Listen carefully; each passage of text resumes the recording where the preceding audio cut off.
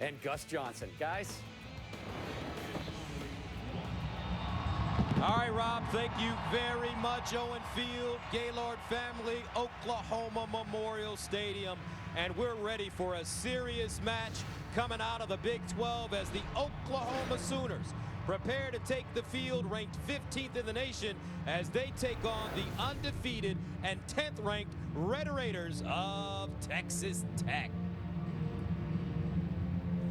Hi everybody, I'm Gus Johnson along with the great communicator Charles Davis, and welcome to Norman, where this game today, folks, features two terrific coaches. Bob Stoops at Oklahoma is a legend. He led them to the 2000 National Championships and 8 BCS bowl games. Meanwhile, for Texas Tech, they bring back one of their own. Cliff Kingsbury has brought innovation, he's brought intensity, and he's brought swagger to the Texas Tech Red Raiders. Guns are up in Lubbock.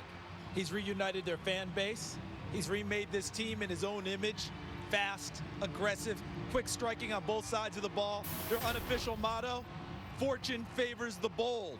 And he is bold in everything he does and wants his team to play exactly that way.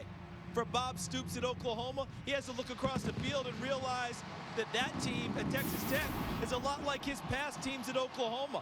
His current team he likes a lot, but he's wanting to know, will they play like the teams of the past at Oklahoma? Will they be fast, quick striking, marauding, that same bunch of Oklahoma Sooners that he used to coach? Oklahoma 6-1, 3-1 in Big 12 play. They'll have a bye next week and then another tough one against Baylor. But first, they've got to get by Texas Tech. Here comes Coach Stoops, and here come the Sooners. Tech, OU, next on Fox.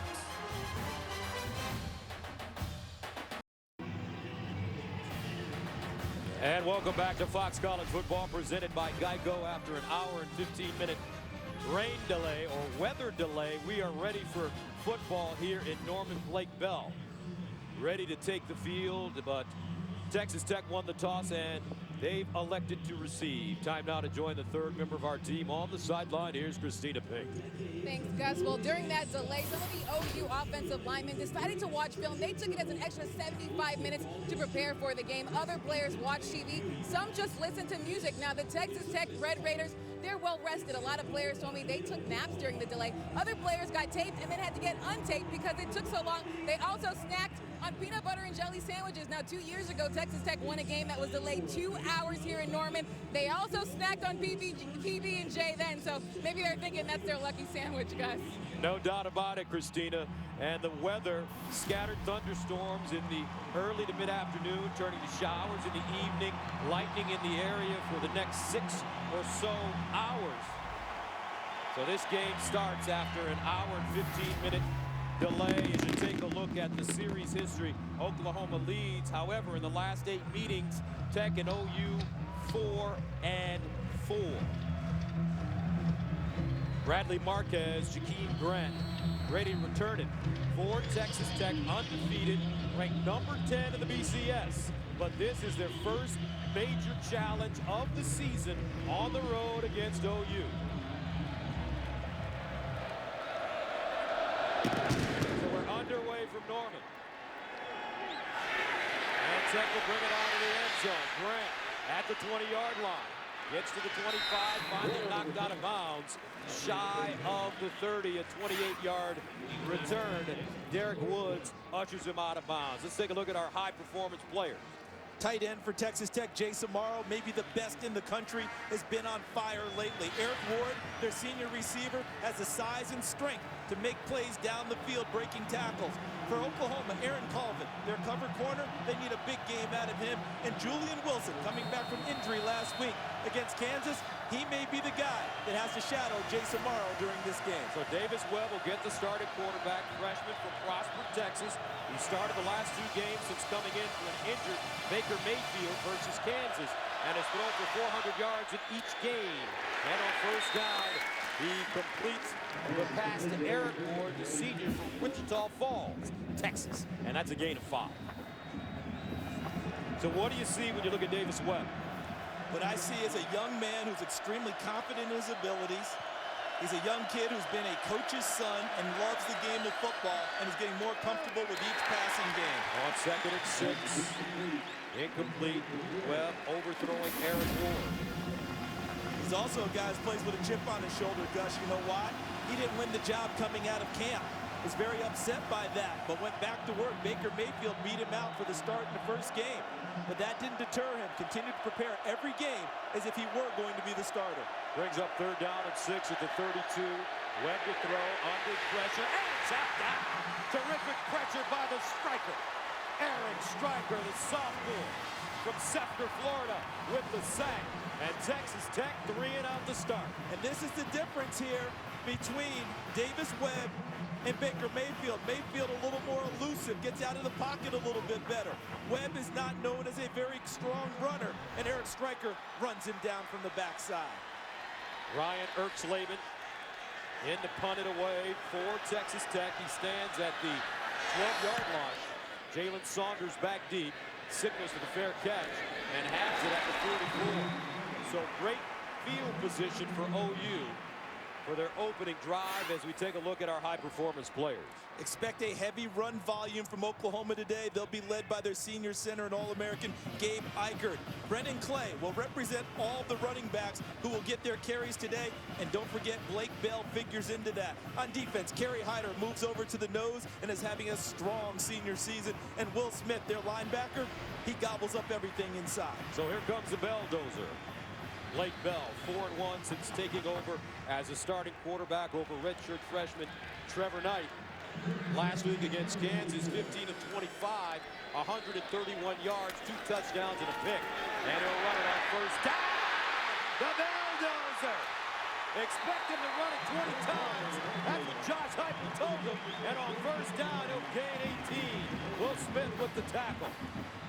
They go right out of an empty set to vacate the middle area, and he makes the first tackler, Trey Porter, the safety, miss. Not known as the most nimble runner, he shows it on that play and then uses his strength to pick up additional yardage. Folks, Blake Bell is 6'6", 252 pounds.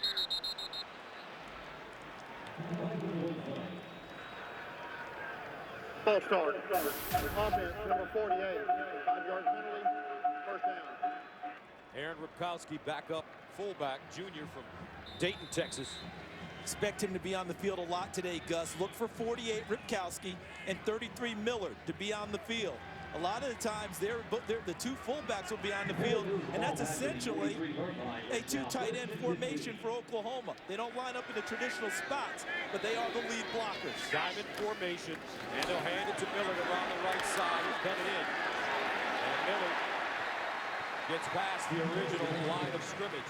Now, when you look at those fullbacks, Millard is 6'2", 253, a senior, and Ripkowski is 6'1", 254. So expect Oklahoma to really try to lean on this Texas Tech defense. And we see that Millard will occasionally get a carry. He is their best player on offense. He does everything. He's like the ultimate chess piece. Use him everywhere. Blocker, receiver, runner. He does it all. Empty backfield for the Belldozer. And he'll run it. Bell gets close to the 35. Sam McGuavin, the middle linebacker, comes up with the tackle after a 1-yard gain. Now here's where Oklahoma has had their struggles this year against Texas. They were 3rd and 8 most of the time on their 3rd downs. 7 of 14 last week against Kansas on 3rd down, but this is a much better defense that they're facing this week. So Oklahoma has to ring the bell on 3rd down with Blake Bell throwing the football. And they face a Tech defense that's #1 in the Big 12 and 10th in FBS in 3rd down defense. 3rd down and 8 at the 36. And a timeout called by OU, their first. 11:48 to play, 1st quarter. Oklahoma trying to drive.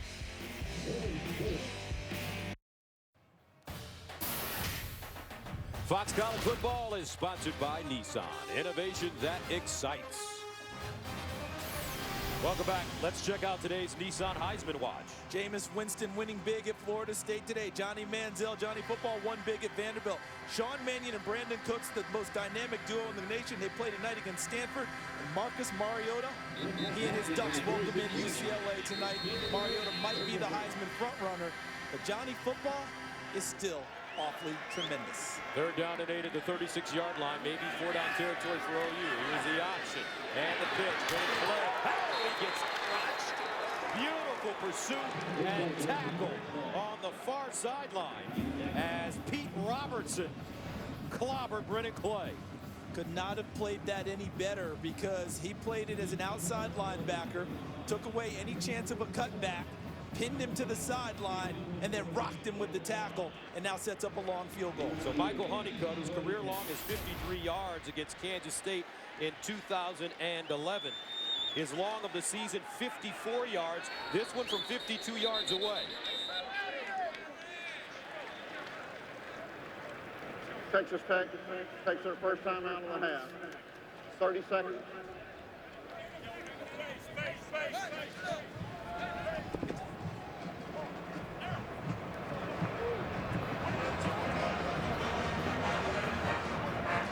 So now as we set this thing up, Gus, as you pointed out, Honeycutt has the leg, but it's been 2 seasons since we've seen it this far, right? Now we've got a long field goal attempt, a 50-plus yard attempt.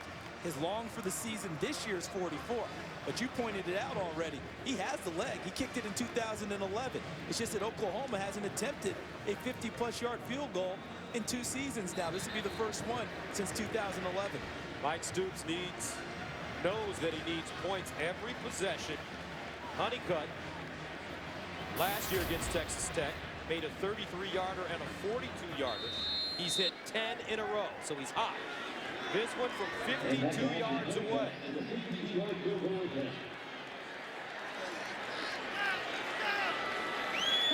Good snap and blocked at the line of scrimmage. Loose ball.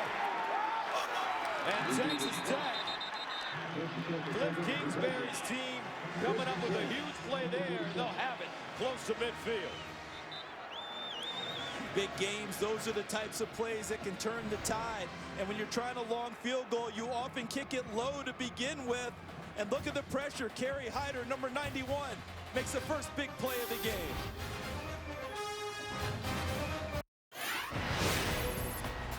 Baylor received their highest BCS rank ever at number 8. Texas Tech returned to the top 10, and Oklahoma at 15 received their lowest opening rank since 2009.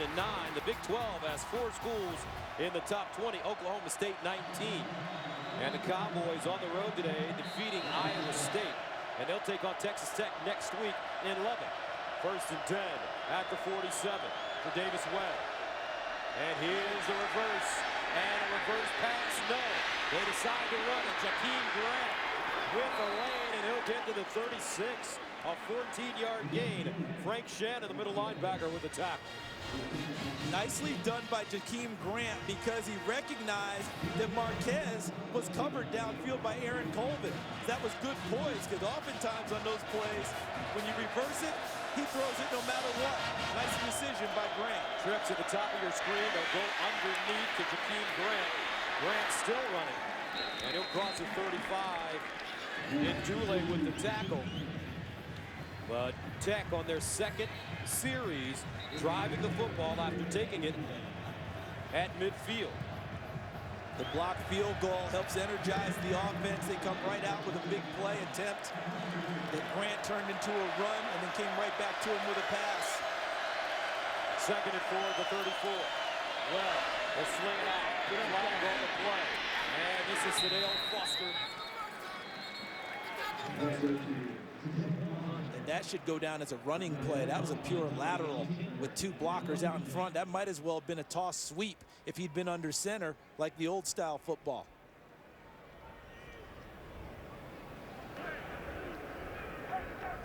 Personal foul. Tripping. Offense, number 75. 15-yard penalty from the previous spot. Replay second down. That's a center, Jared Castor. There's Castor right in the middle, dealing with Jordan Wade over the top. And he bumps into him, and right there, he's starting to hook his ankle as he's down on the ground. So they'll back it up, second down and 20. At the Oklahoma 49-yard line. Empty backfield for Webb. Out of the gun. With time. Webb in trouble, and he goes down for the second time. and it's Stryker again. 2 sacks already for Eric Stryker. And what he does coming around the corner, Gus, dealing with LaRaven Clark, number 62, is he forces Webb to step up into the pocket and right into the waiting arms. It looks like Gino Grissom, I believe, 85 on the bottom of that pile. Stryker's speed around the corner, evident early in this game. A loss of 6. 3rd down and 26 at the 45. Play fake. Webb looking and incomplete. DeAndre Washington, the intended receiver, and a flag. A late flag, which may go against OU.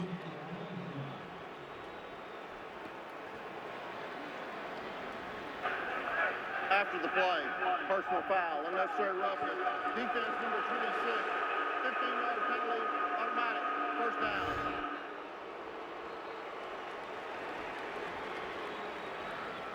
Absolutely not needed there, and that's the freshman Jordan Evans, the linebacker. No need at all for that play. The ball's already gone. No need to lay the hit, and it's a dead ball foul, which advances it and gives it Texas Tech a 1st down. They should have been getting off the field after that play. A 3rd down stop negated by a play that was not necessary. A lot of excitement early in this game. That's a youngster, a true freshman on the field, Jordan Evans. So Oklahoma giving Texas Tech new life. Here's the handoff. No, play fake. They go up top and intercepted. Colvin. Did he hold on? Yes. Aaron Colvin looking like a wide receiver. And Oklahoma has it again. Great energy in Norman this afternoon. The Oklahoma defense hell-bent to stop this high-powered air raid, and they're doing it so far. Take a look back, folks. When Tech came to Norman in 08, they had their highest-ranked team ever in BCS, with Sam Bradford threw for over 300 yards and 4 TDs. DeMarco Murray ran for 2 TDs, and number 5 OU put up 65 big ones en route to a huge Big 12 victory. And their defense looking strong to start. They're number 1 in the number 1 to Big 12 in pass defense. Number 1 in the nation, giving up less than 150 yards per game. They showed it on the last series. And they'll hand it off on 1st down. Damian Williams trying to give this OU offense a little breathing room. He'll get close to the 5-yard line. They can do more 2-yard pickup. And it's got to be personal now for the Oklahoma offensive line. All right, they're backed up. Not likely to want to throw the ball much out of their own end zone. Can they find a way to grind out a couple of 1st downs and at least help field position against what is expected to be a loaded box of Texas Tech? 2nd down and 8 at the 4. Blake Bell rolling out. Bell throws and just dump it out of play.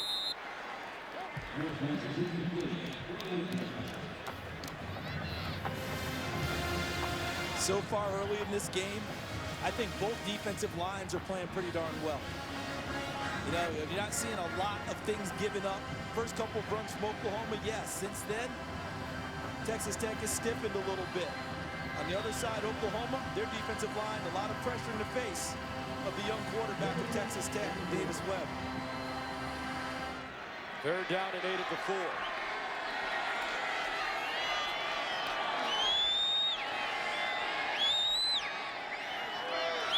Bell.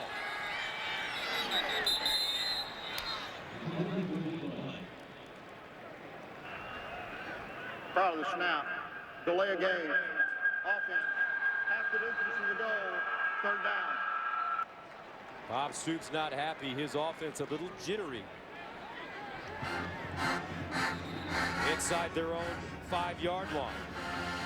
Backs him up a little more. Makes you wonder if Josh Heupel, the offensive coordinator, wants to change the play call, because he was throwing the ball in that situation. Does he change it now?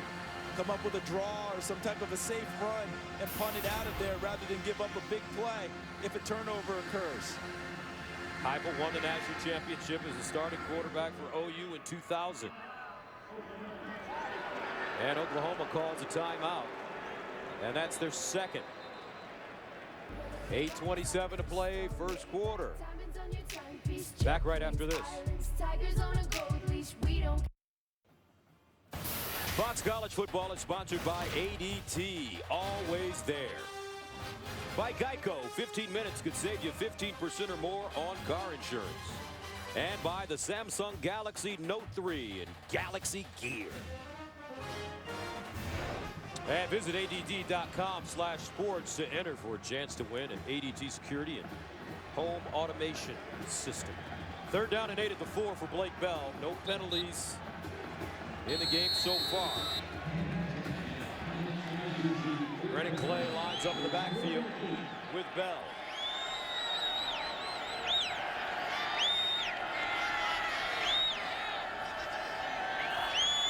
Here's Bell to throw it. Underneath and caught. Jalen Saunders picks up a first down as his forward progress will mark it at the 20-yard line. On 3rd and 8, they get 17. And that is a huge play, not just for the first down, but for the confidence of Blake Bell and the confidence of Oklahoma's receivers in Blake Bell. Easy throw, it appears, from the stands, but that's a stick throw. Got to put it right on Jalen Saunders. He does. He turns upfield for the big gain for a first down. At the 21. Brennan Clay lines up as the pistol back. And he'll give it to him straight ahead with running. He crosses the 25 up to the 27. Tech says the ball is loose.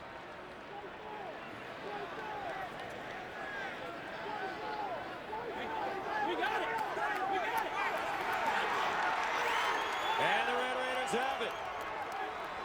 First turnover of the game. Brennan Clay coughing it up. Let's see how this play ends. Nice hold. There's Ripkowski, 48, helping open it. Right there, an excellent hit by Trey Porter, number 5. Hat directly on the football, knocking it free. No question this ball's out before he's coming down to the ground. Ball is now loose. The scramble occurs, and Tech gets it. Looks right there like number 24, Bruce Jones, is on the spot. So the first turnover of the day for Oklahoma. Texas Tech threw an interception to Aaron Colvin, so each team with 1 now. And Tech takes over at the OU 26. And they haven't found Jason Morrow just yet. That ball incomplete. Intended for DeAndre Washington. And each team, I know we had a 1 hour and 15-minute weather delay. Each team looks a little out of sync to start. We got an excellent report from our colleague Christina Pink about what both teams did to pass the time. But think about all the extra motion and pent-up deal. Aaron Colvin running over his head coach, who doesn't mind because he wants that to be their ball. He thinks it's a lateral, but the official on the play signaled incomplete pass immediately. The ruling on the field was an incomplete forward pass. The previous play is under further review. See, what Coach Stoops was saying is that it was a lateral. But the official on the play never hesitated, called it a forward pass immediately. They're going to take a look now, as we are.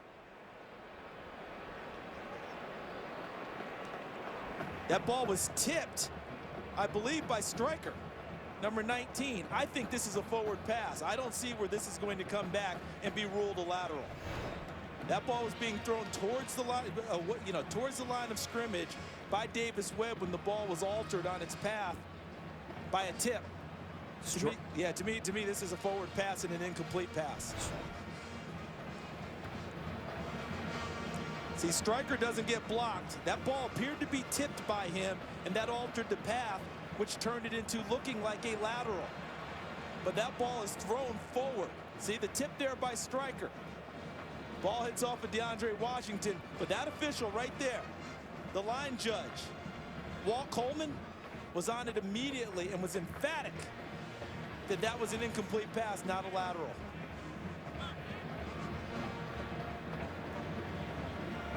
I don't know, Charles, if that ball was thrown forward. I think it was thrown forward, Gus. I think when you look at it from the angle from the back from the quarterback, you can see it going forward. After further review, the ruling on the field is confirmed. Incomplete forward pass. All right, you were right.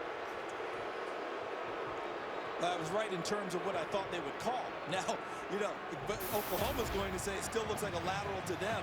But here's the deal. That guy right there, number 19, Eric Stryker, if he doesn't get blocked today, he's going to make a whole lot of big plays. They tried to chop him on the last play, couldn't get him on the ground, thus his hands were in the passing lane. Second down and 10 at the 26 for Texas Tech. Here's Wade, gets it away. Broken up at the last moment. And a flag. Gabe Lynn defensively.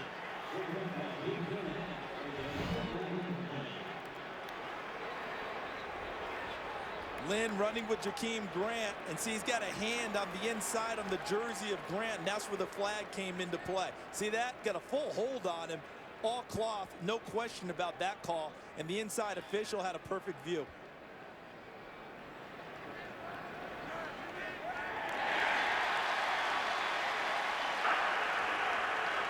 Pass interference. Offense number 11. 15-yard penalty. Replay second down. Well, actually, they're going to call this against Jakeem Grant. I need to see that one again and see where Grant was involved with his hands early, because that was full cloth with a hand on the jersey of the receiver. Cliff Kingsbury, 34 years old, third youngest coach in FBS. First coach in Big 12 history to start his career 7-0. And this is their first major test. Second and 25 to the sideline. Ball caught, but there to bring him down is Zach Sanchez as Eric Ward makes the reception. You know, Gus, that hour and 15 delay sometimes can blunt the enthusiasm of teams. I think today it just ratcheted it up on both sides. For a 4-yard gain, third down and 21 at the 36. They need to go to the 16 for first down.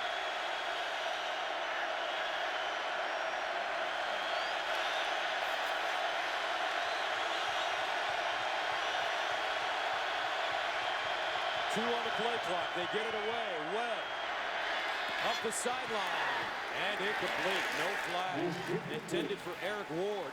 And that one thrown a little bit too far. Good coverage up at the top. I believe that's Zach Sanchez, number 15. Had the receiver pinned to the sideline. Unable to complete that pass. Excellent coverage by the corner.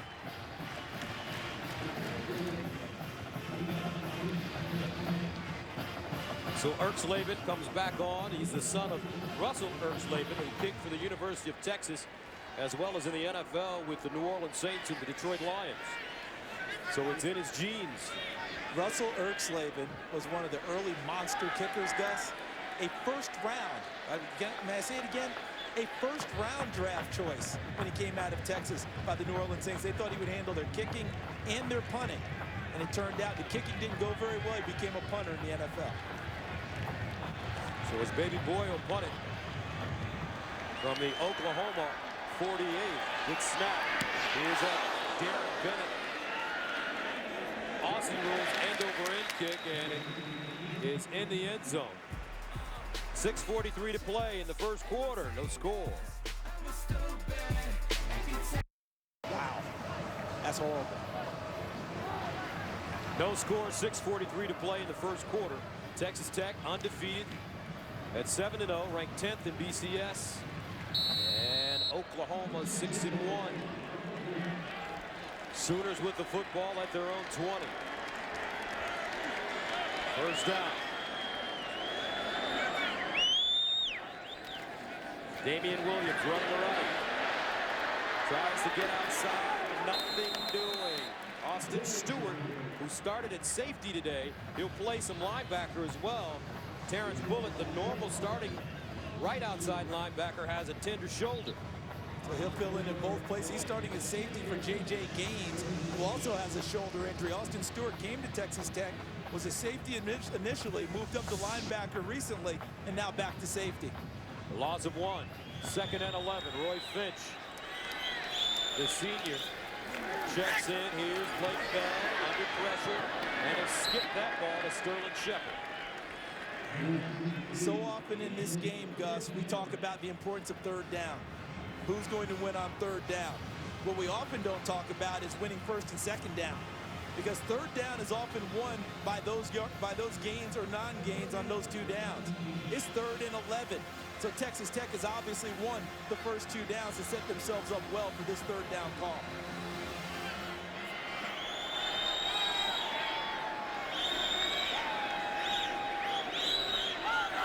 Bell steps up in the pocket, wants to run it, dumps it off too high. Intended for Neal, the sophomore from St. Louis. And Oklahoma forced to punt. He has the opportunity, but he gets caught betwixt and between. Do I run it or do I throw it?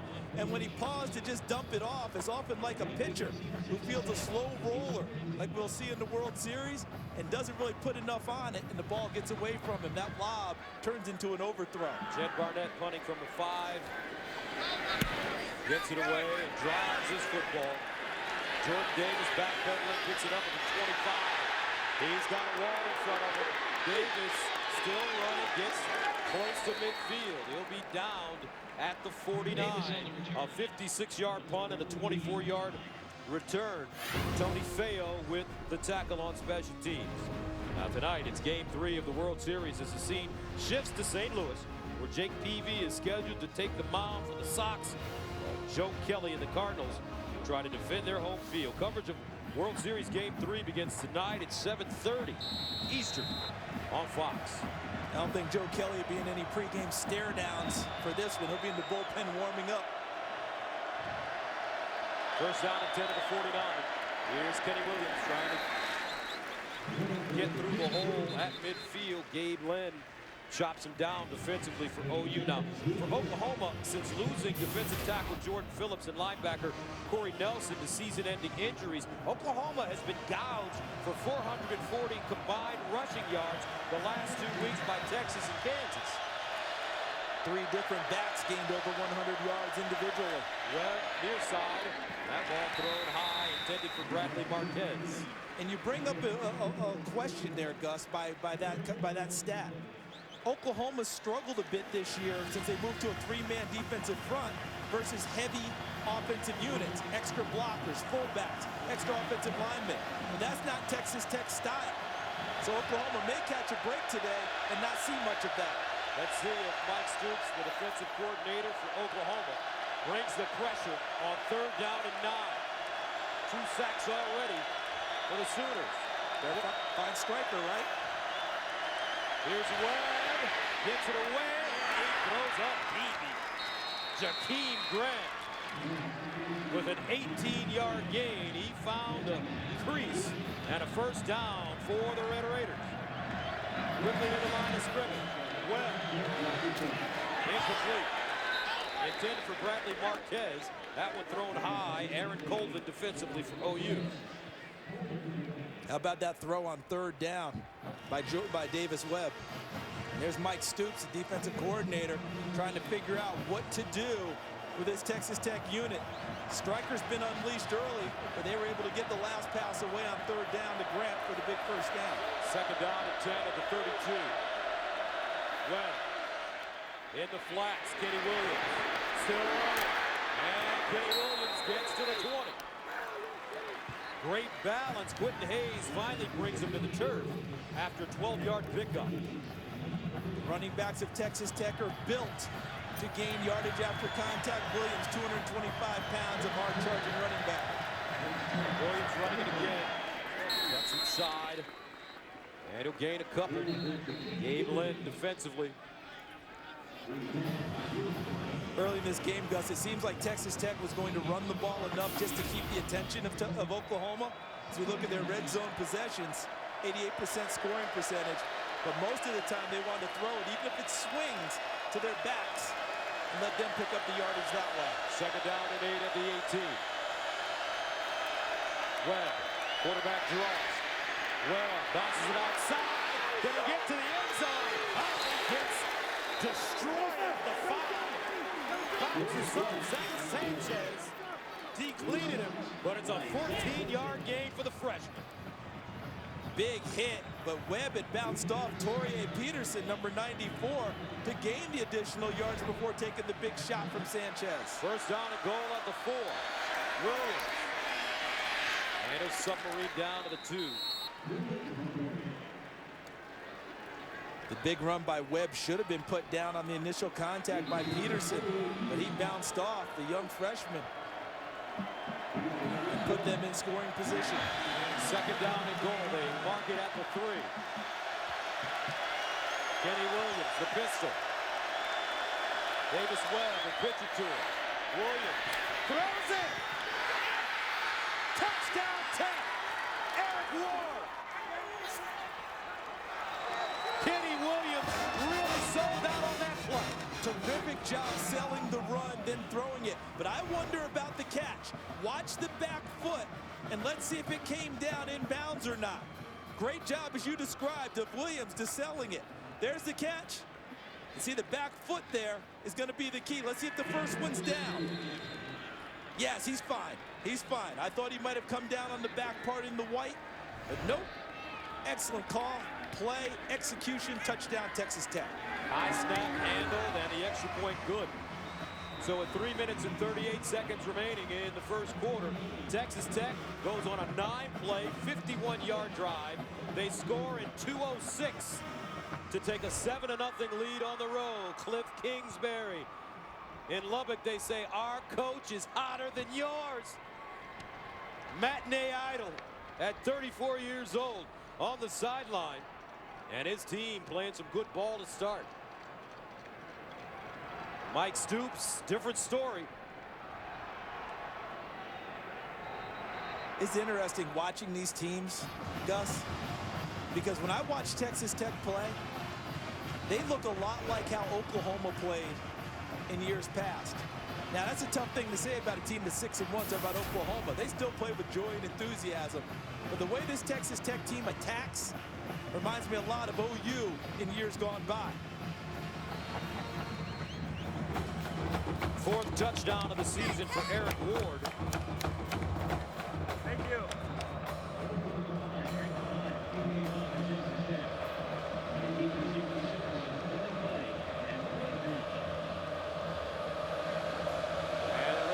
Send it away. Oklahoma elects to bring it out. Roy Finch gets to the sideline. Finch guns it back.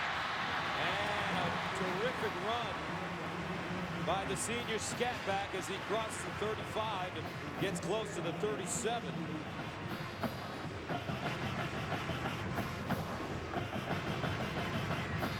And they'll mark it at the 35. Blake Bell, who has looked iffy to start this game, especially throwing the ball. 1 of 4, 17 yards. He'll start from his own 35-yard line. Empty backfield. Here's Bell setting up his blocks and runs it and will get to the 40. So a 5-yard gain. Second time this game, Gus, that we've seen Oklahoma motion to an empty set and go to a quarterback run. The first play of the game was a pure quarterback draw. This time is more of a quarterback run, pulling offensive linemen, more of a power run. So anytime they go empty, if you're Texas Tech, as they try and vacate, they should think about Blake Bell running the football. Bell, 3 carries, 24 yards to start. 2nd and 5.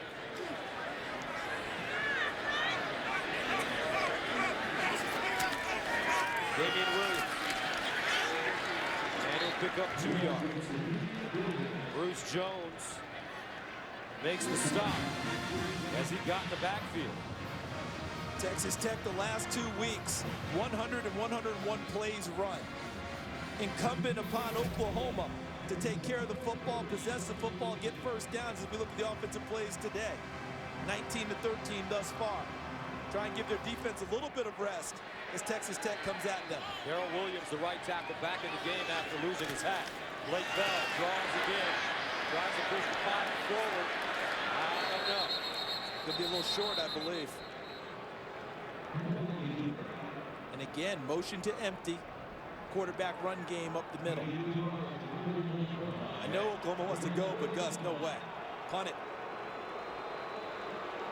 Fans not happy with the call. Remember, they had Landry Jones here, who threw the ball all over the field. Now with the Pittsburgh Steelers. Jones had 2 touchdown passes in the game in Lubbock last year when Oklahoma won it 41-20. From the 10-yard line, Jordan Davis, and he's wrestled down at the 11. Now let's go to Patrick O'Neill in Los Angeles for a Lowe's Never Stop Improving game break. Gus, thank you. All right, number 9, Clemson at College Park taking on Maryland. And, of course, Clemson coming off that humiliating loss to FSU. Little revenge. Taj Boyd, Jordan Leggett, touchdown. They're in the 3rd quarter. Kind of a close game right now, 16-7. Gus and Charles, back to you. All right, Patrick, that's a really beat-up Maryland team that they're playing right now, but you figured there'd be a little bit of a malaise for Clemson after that, a little bit of a hangover. Looks like they may find a way to survive it. Texas Tech starts at their own 12. Davis Webb, 5 of 11, 44 yards, and an interception. And they run it. This time it's Dale Foster who lined up as a tailback.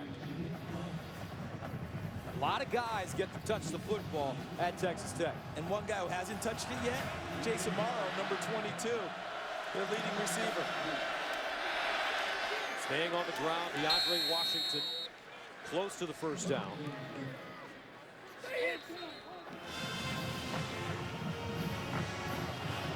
There's Amaro, the leading receiver among tight ends in the nation, projected as a 1st or 2nd round NFL draft pick. Has a career-high 9 catches 5 weeks in a row. And had 8 the week before that. 3rd down and short. Red Raiders need a yard. And they'll get it. Washington stumbling forward. Good balance by DeAndre Washington because he was hit in the backfield. And there's a chance for this play to be spilled right there. Jordan Evans, number 26, puts a hand on him. But Washington powers through, keeps his balance with a hand on the ground, and picks up a 1st down. First down at the 24.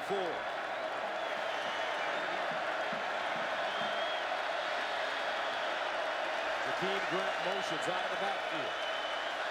Gets set. Davis Webb trying to jump it to Amaro. And incomplete. Eric Stryker with pressure once again for OU. LaRaven Clark, number 62, the left tackle. He's got his hands full today because Eric Stryker, most of the pressure he's putting on the quarterback has come from that side. 2nd and 10.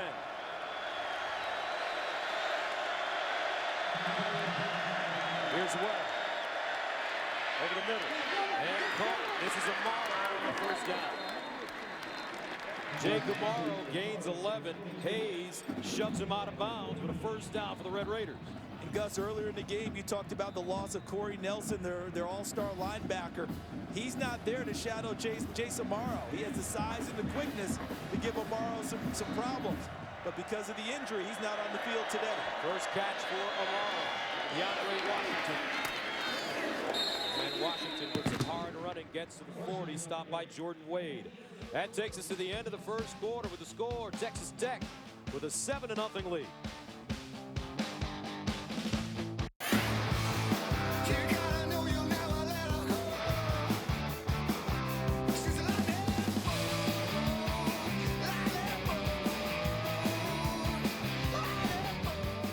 All right, the Dodge Durango stat comparison.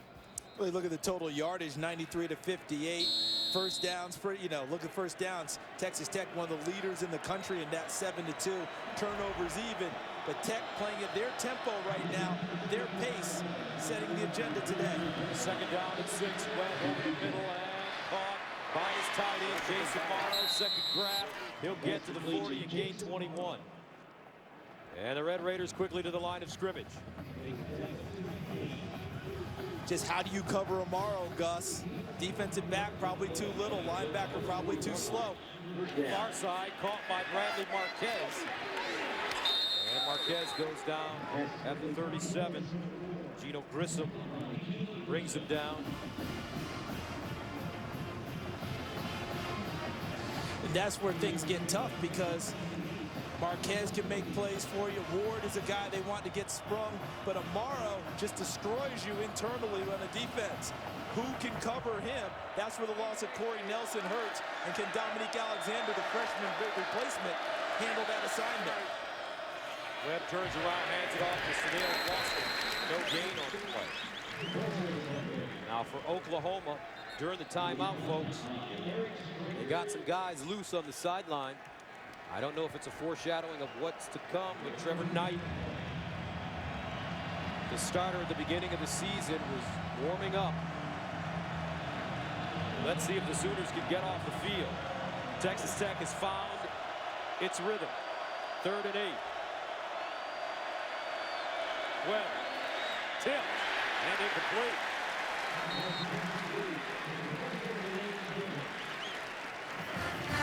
Tapper or Grissom got a hand on the football. See, they had man coverage out here with Amaro, but the tip ball inside prevented us from finding out how the play was going to end. Right there. Ball tipped. You nailed it, Gus. Gino Grissom, 85, gets a big paw on it, swats it away. But that ball is intended for Amaro, and Quentin Hayes would have had to make a one-on-one tackle in the open field. Red Raiders punt it away, and this one, takes a beautiful bounce. Comes back into play and is down inside the 5. 13:31 to go. Second quarter. Tech up 7-0. Looks like Blake Bell will stay in there for now. All right, welcome back. Our score, Texas Tech 7-0 over Oklahoma. Second time the Sooners have started inside their own 5. And Donnell Wesley in the middle now has come in over the nose for more bulk against the expected run. Here's Bell to throw it on first down. And incomplete. Odd-looking play there. Brennan Clay, the closest man to the football. Gus, you've done a ton of boxing in your career. Right now, tell me if I'm wrong. Tech looks like the team on their toes punching. Oklahoma right now trying to find a way to counter. And that's not happening. Are they flat-footed a little bit right now? I would say so. Look at the first 4 possessions. Yeah, offensively. Defense hanging in there tough. Offensively, they've got to find something. Find a spark somewhere, a crease against this Tech defense. 2nd down and 10. Bell to run it. Hopping through the hole, and he'll get to the 6. Trey Porter, the safety, with the stop. And that'll bring up a 3rd down and 7 for OU. Tech's not just quick, but how about what they bring at the end of the play? Big pop over the top of Pete Robertson. A lot of people look at that and say, what about the helmet to helmet? Nothing called there. Tackle deemed clean.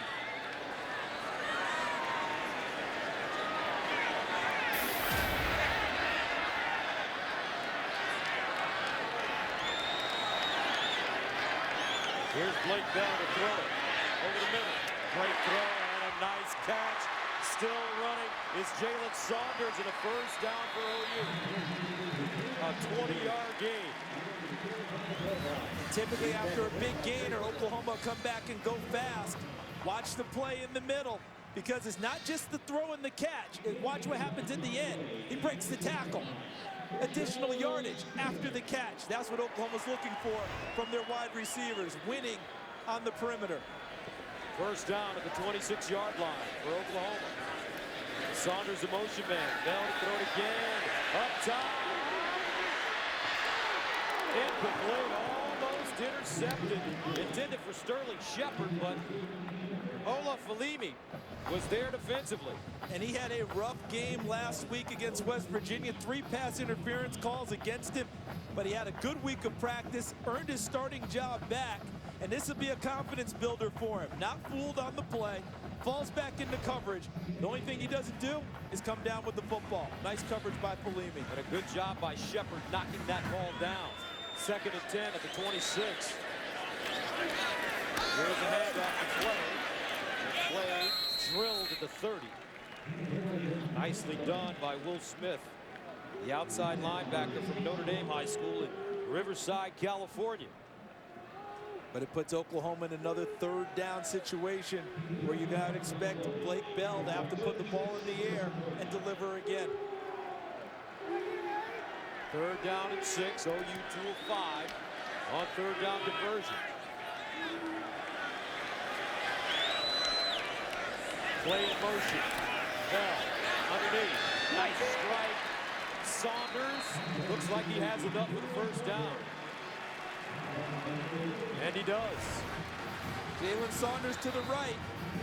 Gets off the line of scrimmage. A free release. No one up on the receivers. Allows him to get into his route easily. This time they'll swing it out to Shepard. And Shepard, if he could get his footing, he had daylight in front of him. Austin Stewart, though, tugs on him and brings him down after a 13-yard gain.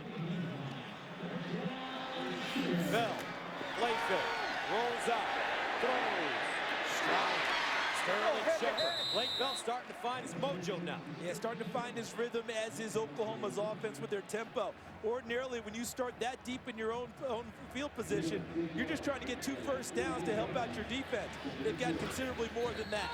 Again, Oklahoma trying to play fast, and a flag on the play, and it'll go against the Sooners. Prior to the snap, false start. Offense number 3. Player never got set prior to the snap. 5-yard penalty, second down. And the psychology that these coaches use sometimes on players. Trevor Knight got up during our last time out, start warming up.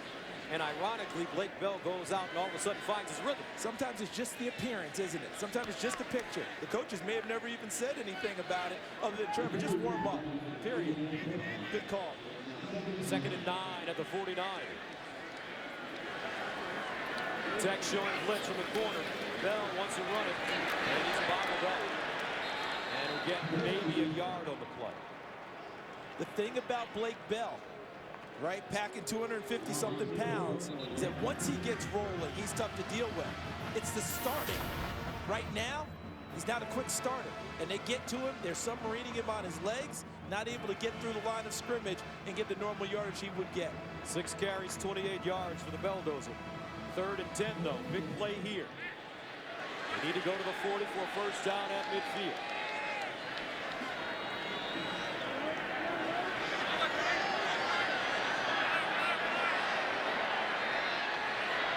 Here's Bell to throw. Oh, what a nice ball.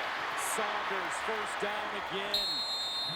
Blake Bell putting the biscuit right in the basket as he picks up a first down. But watch the route by Jalen Saunders, number 8. Watch him lean, stick his foot in the ground, and go to the outside and create that separation to allow Bell to put the ball on him. And I tell you, Saunders is looking like a Ryan Broyles when he gets flowing well. He's the leader of the wide receiver corps. I don't think the ball's coming to him as much as he would want it to early in the season. He wants it today, and they're delivering it to him. First down to Tech 32. And Damian Williams exploding through the hole. And he'll get close to the 25. Micah Alway brings him down. And the Sooners offense, Gus, no longer flat-footed. They come up now, and they're on their toes, and they're doing the punching as this drive progresses.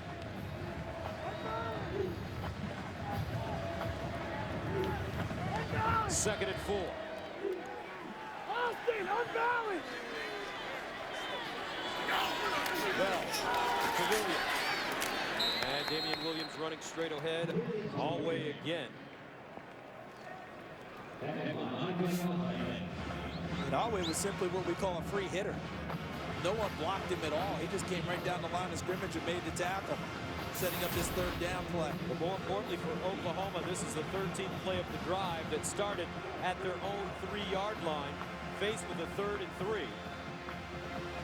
And it's a third down, Gus, where it's not necessarily a down. They have to throw the football. 3rd and 3, they can go running play, and if they want, go 4-down territory. Bell will run. Diving forward, and he's short. So Bob Stoops has a decision to make.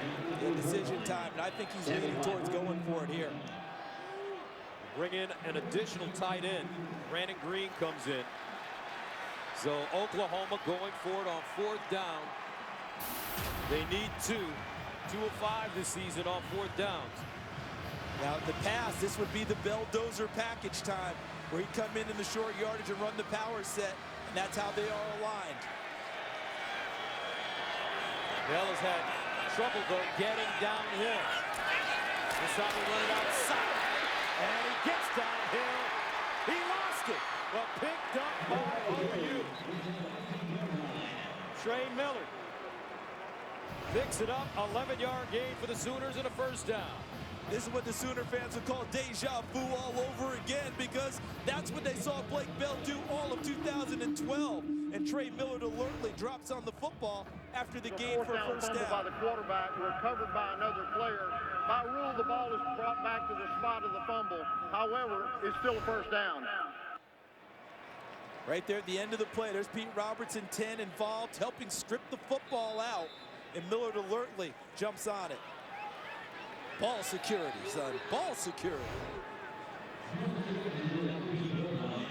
Now Bob Stoops will take the 1st down at the Texas Tech 14.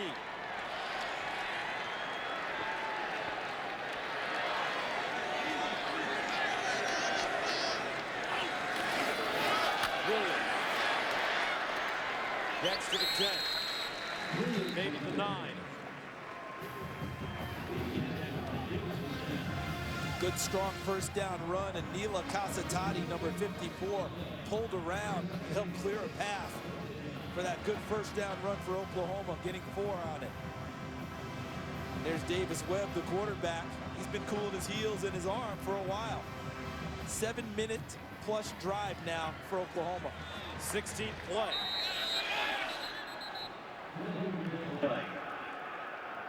False start.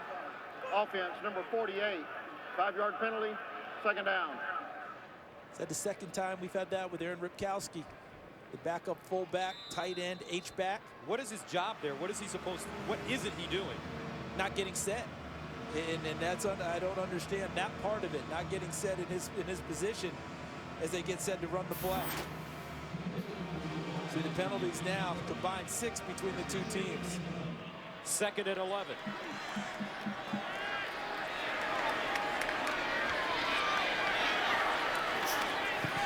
Now wide open, touchdown, great play fake. Jalen Saunders wide open, and Oklahoma scores. And now the Sooners have a chance to tie this thing up. This is impressive. Watch Saunders, he comes here, but it's the play fake inside that freezes everyone and pulls the linebacker Guavin 13 up, and Porter, the safety 5, unable to get over the top. That was as impressive a drive, I believe, as Oklahoma's had this season. Backs to the wall, backs to their own goal line, and they produce. Extra point good.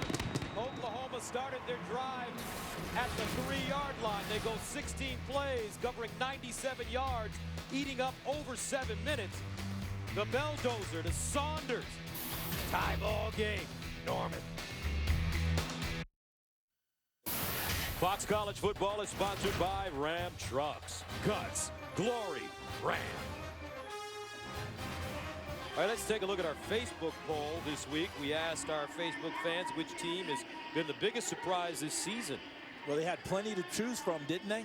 But Missouri overwhelmingly at 73%, a former Big 12 team, now in the SEC, undefeated thus far in the SEC, on their 2nd quarterback, and now looking like the front runners in the SEC East with a chance to play for an SEC championship. How about that scoring drive, Gus? That's right. Best scoring drive of the season for Oklahoma. Most plays, most yards, most time to tie the game up at 7. Bradley Marquez, Jakeem Grant back deep. This one out of the end zone. And Texas Tech will start from the 25. So with the game tied at 7, here's the question. Can the OU defense get the rock back for the Belldozer? We'll see right after this. Coming up on the Pizza Hut halftime report, how would Johnny Manziel's injured shoulder hold up? Did Wake Forest catch Miami looking ahead to Florida State next week? And all the sights from a very active, interesting day in the Big 12. We'll see you at the break. All right, thank you very much, Rob. As you take a look at the time of possession, the statistic on the far right after the drive. Oklahoma inching closer. Well, play fake, far side, and it's caught a wheel off Jakeem Grant. Dropped at the 40 by Eric Stryker, but a nice gain of 15. And in this day of up-tempo offenses, we've kind of forgotten about time of possession as a statistic. But for Oklahoma today, because they don't want to match Texas Tech, they want to control the football. That's a very important stat for them. On first down, DeAndre Washington. You know, Gus, in past years, Oklahoma would not have minded a shootout with Texas Tech. They had that kind of firepower. This season, I'm not sure they feel the same way. That's why controlling the football, keeping Tech's offense on the bench is a big, big deal to Oklahoma. And of course, when you control the ball and pay it off with a touchdown, that's the absolute. 2nd and 8. Webb. Marquez with the catch and the first down.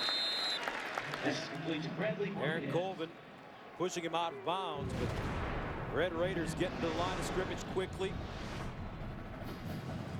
They use their tempo, their up-tempo style, and they use a lot of formations and hybrid players. Players who play running back, receivers, slot, all line up in different spots and are effective. Jakeem Grant is one terrific example of that.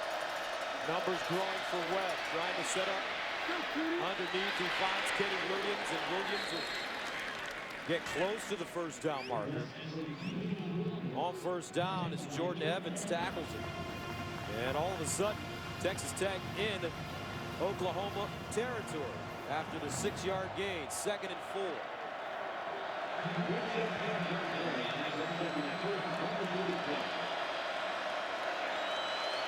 Davis Webb.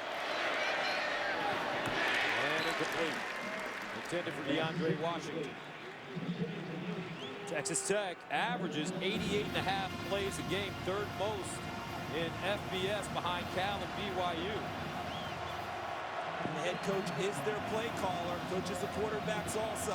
Loves the strategy, the competition of calling plays, doesn't want to give it up as a head coach. 3rd down and 4 at the 42-yard line.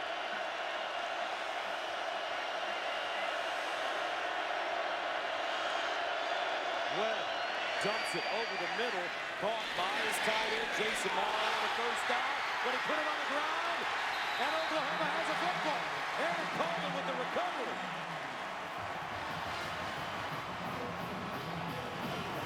Second turnover of the day for Texas Tech.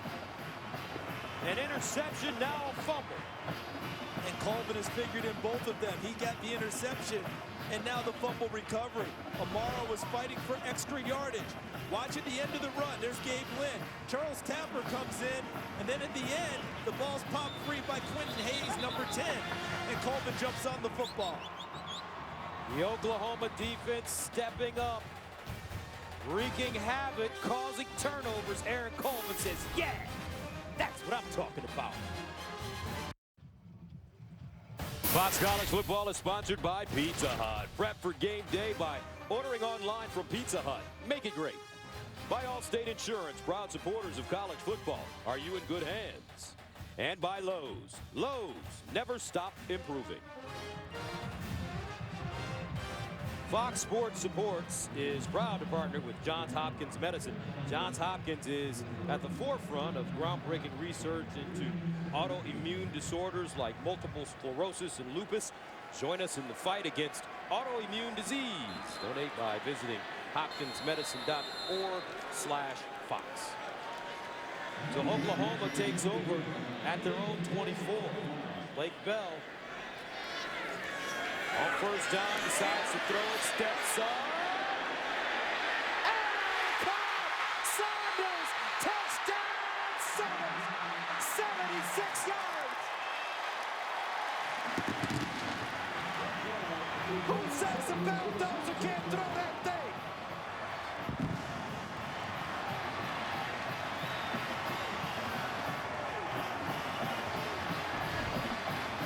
It's a 9-man box, and they've got to unload it. How do you unload it?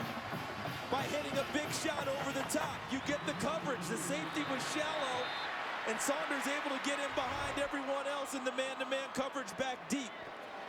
Huge throw by Bell, obviously successful. Blake Bell, 7 of 9, 155 yards, 2 touchdowns since a 1-for-4 start. He put that one right on the money. Jalen Saunders marches into the end zone, and the Sooners up by 7.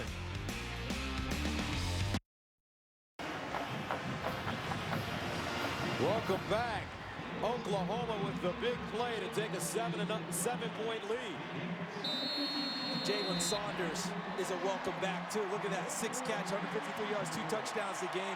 His 10th career game with over 100 yards, but he has not been nearly the factor in the passing game that they expected when the season began. And now they're finding him again. I think it's been a combination trying to find a rhythm with both of the quarterbacks who have played thus far.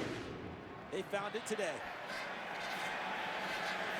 And Texas Tech will take a knee. Saunders, 6 catches, 153 yards, and 2 touchdowns. His 10th 100-yard game. And let's take a look at how this one got going. Coach Bob Stoops checking out the weather delay, an hour and 15.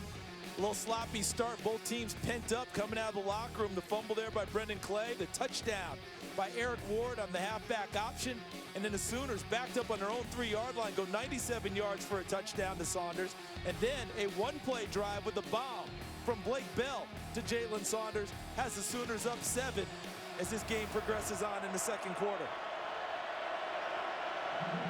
Texas Tech with the football at their own 25, 3:55 to go in the half. Here's Washington stumbling as he tries to get outside. DeAndre Washington, the sophomore from Missouri City, Texas, T. Marshall High School. He gains 8 yards. No worries, though, for Tech.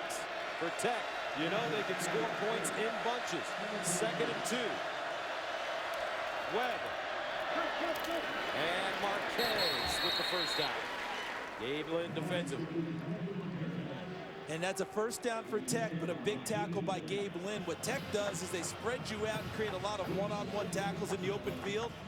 If Lynn doesn't make that tackle, Marquez is running for a long time. So time after time, down after down, a lot of these tackles are touchdown or big yardage-saving tackles. Davis Webb.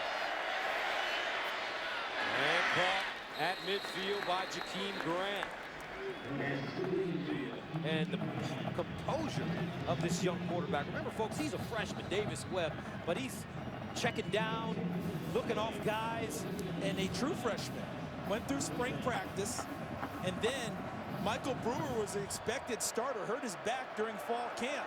So it came down to Davis Webb and Baker Mayfield, another true freshman. Mayfield won the job, but Webb hung tough, and when Mayfield got hurt, got his opportunity and is capitalizing on it. Webb is 14 of 23, 144 yards. First down at midfield for the Red Raiders. And a timeout called by Tech. And we'll stay right here. Takes their second timeout of the half. 30 seconds in duration. Now tonight on Fox Sports 1, Fox College Saturday continues as the Texas Longhorns head to Fort Worth to battle the TCU Horned Frogs, followed by a Pac-12 showdown as Cal takes on Washington in the nightcap. Fox Sports is your home for college football all season long. Texas coming off the bye after the big win against Oklahoma in the Red River Shootout. Very interesting against Gary Patterson's team, struggling for offense, especially in the first half with quarterback Trevon Boykin, a converted running back / wide receiver. Yeah, but now they get Casey Ballhall back to start the game tonight. Boykin will still play and do some quarterback runs. Texas, I think they needed that week off to come down after the Red River rivalry win. If you look at Davis Webb, look at the start. 3 of 8, 11 of 15 since. First down. Webb under pressure, throws and deflected. Nicely done by Jordan Evans as he laid out and redirected the football. And one observation about Oklahoma's defense, we keep talking about Corey Nelson not being on the field, their veteran senior leader. Jordan Evans' playing time has really increased, a true freshman.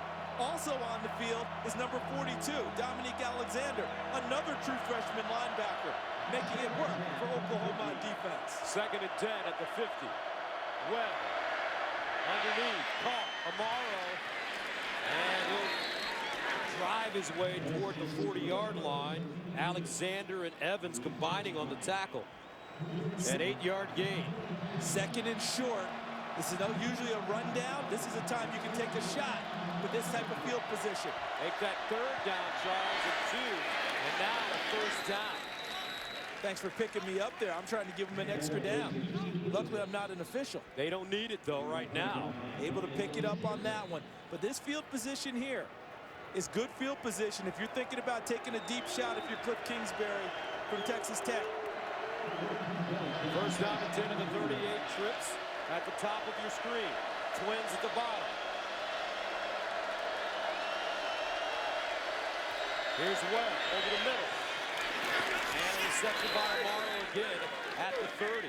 He's got a unique ability. He knows how to position himself to get open, especially over the middle. And he's so strong to come down with the football, absorbing the hit. Second and 4. Incomplete. Jordan Evans in the vicinity of Morrow, the intended receiver. And look at how this one gets through the traffic. Right over the top of number 93, Jordan Wade, before Morrow comes down with the football. Third down and 4 of the 32. For young Davis Webb, what's Cliff Kingsbury got under his sleeve? Webb. Nobody home. Jakeem Grant, closest man to the ball. But there was the pressure in his face. He's retreating, unable to set up and step and make the throw. And surprise, surprise, Eric Stryker in his face. So on fourth down, Kingsbury will roll the dice. They need 4 yards. Remember his unofficial motto, fortune favors the bold. Not a surprise as they go for it for the 6th time on fourth down this year.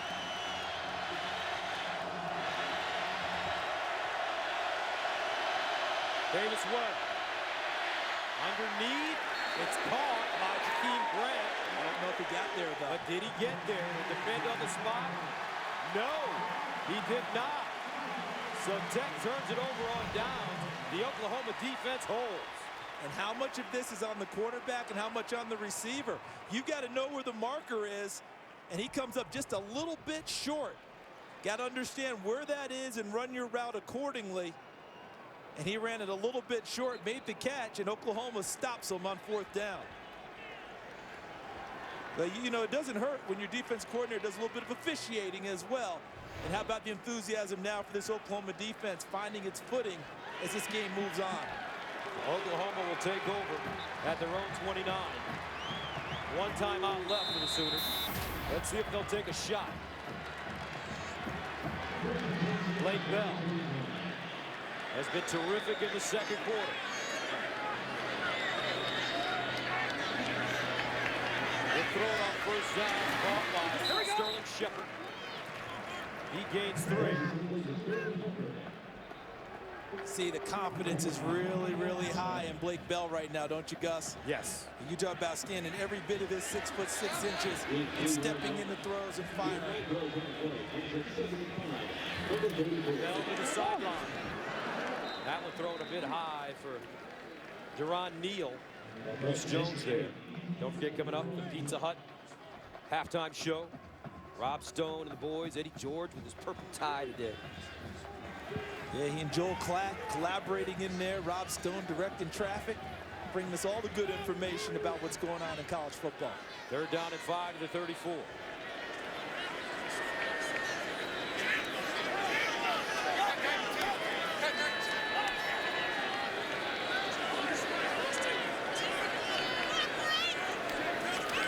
Blake Bell scrambling. Bell in trouble. And Oklahoma will have to punt it away with 44 seconds to go. Texas Tech with the timeout left. Terrific defense by Texas Tech. Matt Wallerstedt, their defensive coordinator. They've seen that slant route work well for Oklahoma to pick up first downs here in the first half.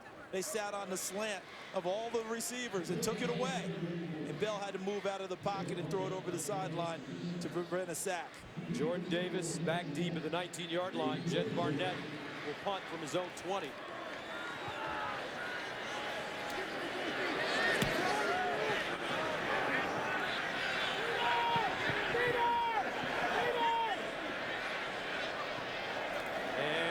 down at the 18. A 48-yard punt. Let's go to Los Angeles and Patrick O'Neill for a game break. All right, Gus, thanks a lot. Number 14, Virginia Tech finally gets on the board versus Duke. Logan Thomas up the gut for the touchdown, 13-7 in the fourth quarter. Duke is leading. Now, they've lost 12 straight overall to the Hokies. They've never won in Blacksburg, but no longer a pushover in the ACC. Gus and Charles, back to you. Duke is trying to go, Patrick, to back-to-back bowls for the first time in school history. David Cutcliffe, the head coach there. We know he's tutored Eli and Peyton Manning, a terrific football coach. First down and 10 at the 18 for Texas Tech. With the timeout, here's Webb. And incomplete. Intended for Jakeem Grant. Is this the new style? Talk about Texas Tech and this young coach, Cliff Kingsbury. Backed up in their own territory, just down 7. Played a pretty decent first half. And he's firing away, trying to get something done before the half. Many coaches would go conservative and say, let's not make a mistake. He says, let's try and make a play. That was Webb's 30th throw in the first half. And they'll be conservative here and hand it off to DeAndre Washington. Gabe Lynn brings him down, and clock still running. That may take us to halftime, and it will. And we've got a very compelling first half. Both teams with a sloppy start. But Blake Bell found his rhythm. Starts slinging it around, and the Sooners lead it by 7 at the break. Now we send you to the Pizza Hut halftime. Here's Rob Stone.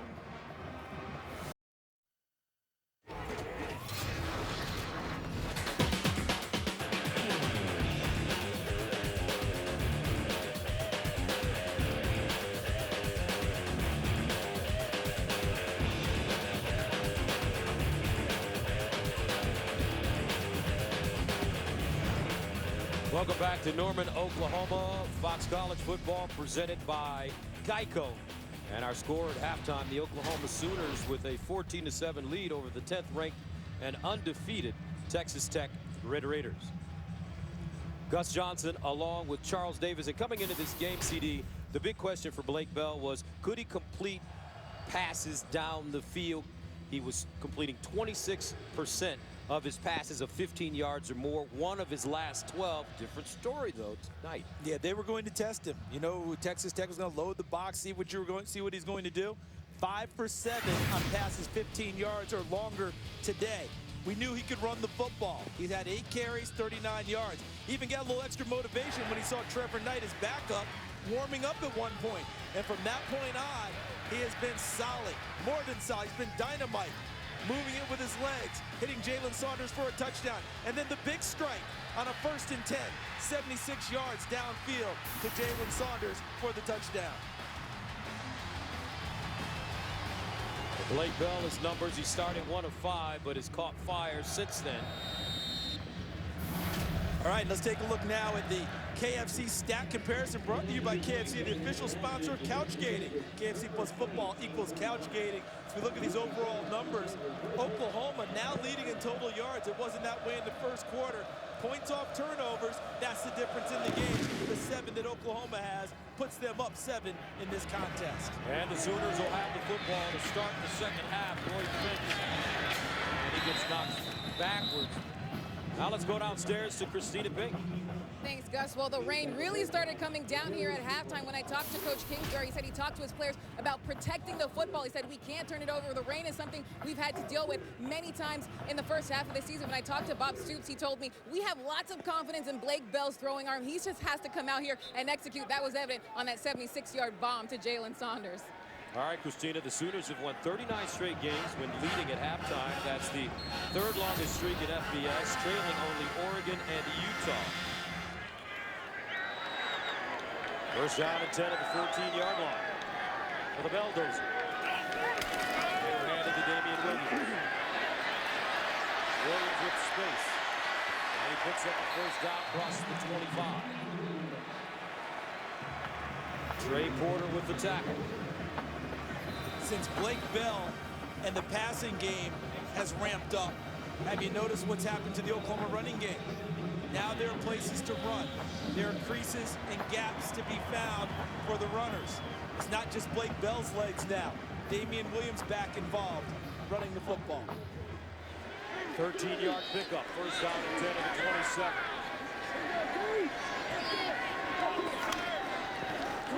Straight ahead, Damian Williams, another first down. Trey Porter.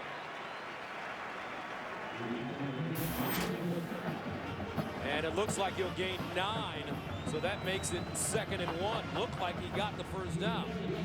We expected a heavy dose of running from Oklahoma because we expected them to want to control the clock, trying to keep Texas Tech's offense on the sidelines, and things are really starting to jump up in that area now for the Sooners. Millard in motion.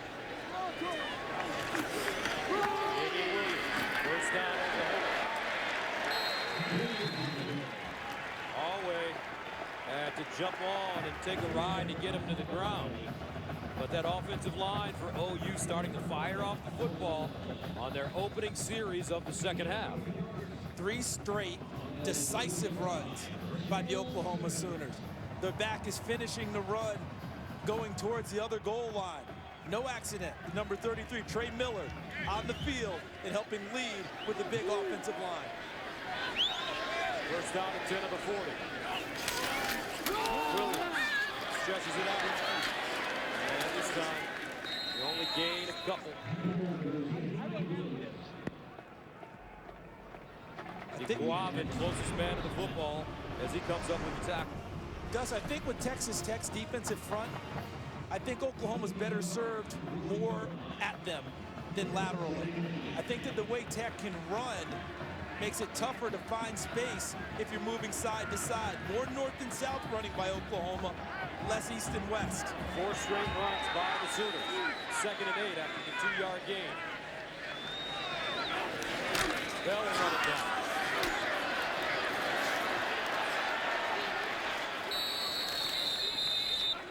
Blake Bell talked to his mom and dad yesterday in the hotel. Wonderful people. And we mentioned that the Bells are big men. His father and his uncle both played at Colorado State, both played in the NFL. Big heads on the Bells. Look at the size of that one, Blake Bell. His teammates tease him because they say they can fit 2 footballs inside of his helmet. And we mentioned that to Blake yesterday, and he just smiled and kind of said, go away. We all want to hear from you guys. 3rd down and 3. And Clay trying to push it forward. That's a good run, Gus. And he picks up the first down. But finishing the story, talking to his parents, I had a chance to talk to his mom, and we talked about the Bells having big heads, and she said that doesn't come from their side, it comes from my side, the Kendalls. And I said, well, what do you mean? He was like, well, my sister thought my niece had a brain tumor, and I told my sister she doesn't have a brain tumor, she just has a Kendall head. Very beautiful young lady. First down and 10 at midfield. Here's Blake. Throws the strike for Colton Bester at the 41. Trey Porter stops him. Gus, right now, watching Blake Bell throw the football, the confidence is so high, he feels like he can make every throw. And now look at how fast Oklahoma's going with their tempo on offense. Flag.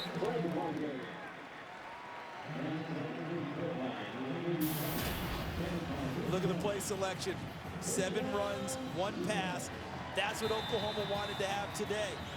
Establish their physicality, take time off of the clock, control the football, keep it out of the hands of Texas Tech's potent offense. First down at the Texas Tech 39. Damian Williams turns the corner. Williams close to another first down as he gets to the 30. Millard and Ripkowski both coming up with terrific blocks. Yeah, it may not be your traditional 2 tight end formation, but those 2 fullbacks make it a 2 tight end formation. Whether they're up on the line of scrimmage or back in the backfield. They did such a nice job, as you described, Gus, of clearing the way, that they were able to get to the corner and get a good east-west run against Texas Tech. Opening drive of the second half, which started at the Oklahoma 14. Sooners with great rhythm.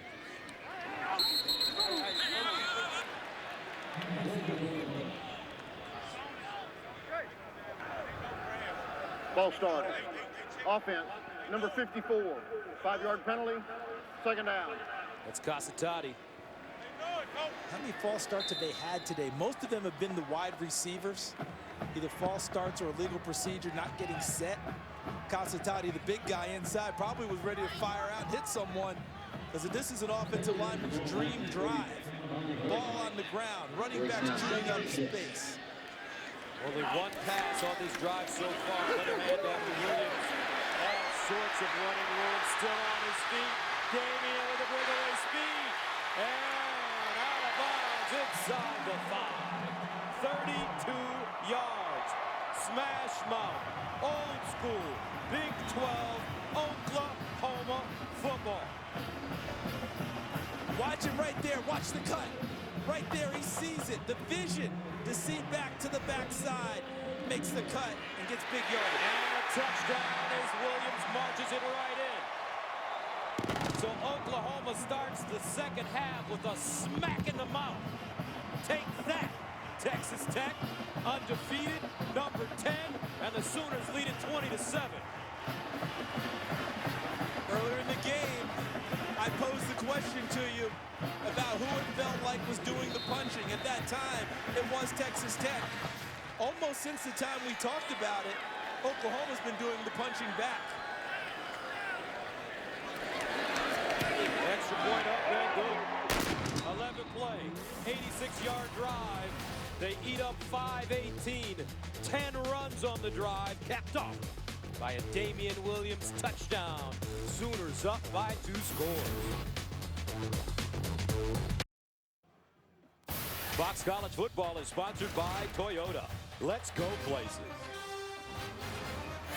All right, Thursday night, Barry Switzer tossed out the first pitch as OU's baseball team took to the diamond in Halloween costumes. The exhibition game was held to support and raise awareness for those who are affected by ALS.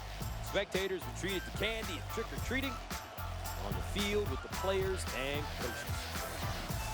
Matter of fact, they celebrated the 1994 national champion Oklahoma Sooners baseball team today. First down at 10 and 25 for Texas Tech. Webb delivers. He's got an open receiver. Caught. Eric Ward.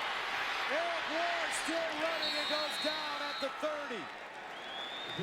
45 yards. Top of your screen, Sanchez bites on the fake and his eyes went to the wrong place. They went to the backfield instead of to the receiver. And Ward goes past him. Webb, play action with all day. And they'll just get rid of it. But Cliff Kingsbury, Charles, wasting no time, taking a big shot on their opening drive of the second half. And Zach Sanchez, the corner from Oklahoma, helped him out greatly. You hear coaches talk all the time about eye discipline. Where are your eyes supposed to go? Never into the backfield running that type of a route. They go to the receiver, so you stay with him. He was beaten badly on that play. Second down and 10. Texas Tech came back to beat West Virginia last week.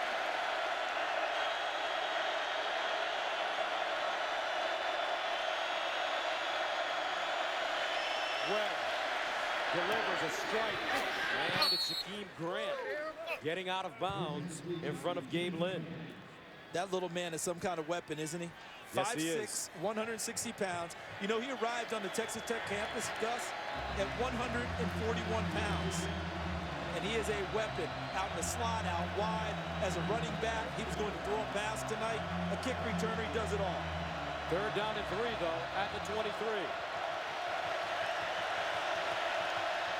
OU has done a nice job this evening getting off the field defensively on third down.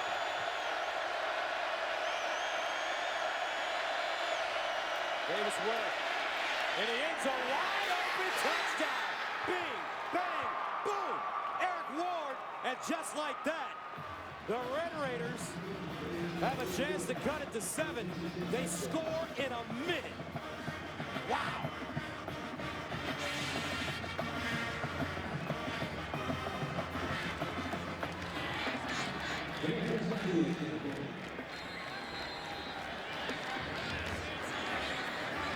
Ryan Busted comes in to attempt the extra point.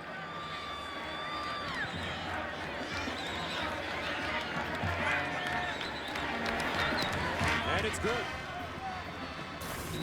Great counter punching by the Red Raiders. Davis Webb putting it on the money. 7-point game.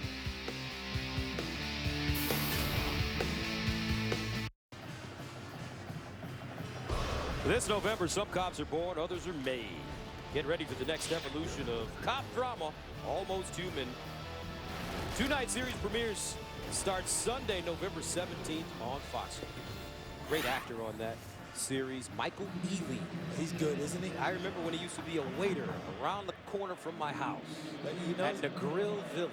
how about that? How many of them began as waiters, right? Bartenders, trying to get those jobs so they go for the auditions and turn into a marvelous career. Michael Ealy's terrific. Don't introduce him to your girlfriend, that's for sure. So Texas Tech bounces right back and scores. Oklahoma will start from the 25. Let's take a look back at the touchdown. You remember the first play of the drive, Gus? We talk about eye discipline. Watch Zach Sanchez, 15.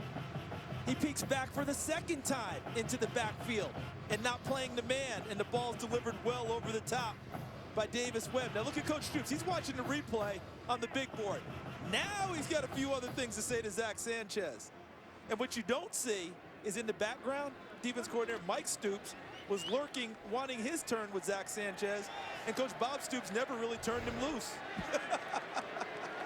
Mike never got his piece. I'm sure that he will get it. Oh, there'll be film session. Down the road. Oh, film session. You know when they hit the play, reverse it, hit it, reverse. You remember that? I do. Yeah, I remember it well. I still have scars from it. First down and 10. And Williams. Straight quarter comes up. Fills the gap and makes a nice tackle after a 3-yard gain. Oklahoma is 59-1 under Stoops when rushing for 200 or more yards and has won 38 straight, including last week in Kansas. And the Sooners rushed for 235. Right now, they're up to 154. Second and 7. Last drive for Oklahoma, 10 runs, only one pass.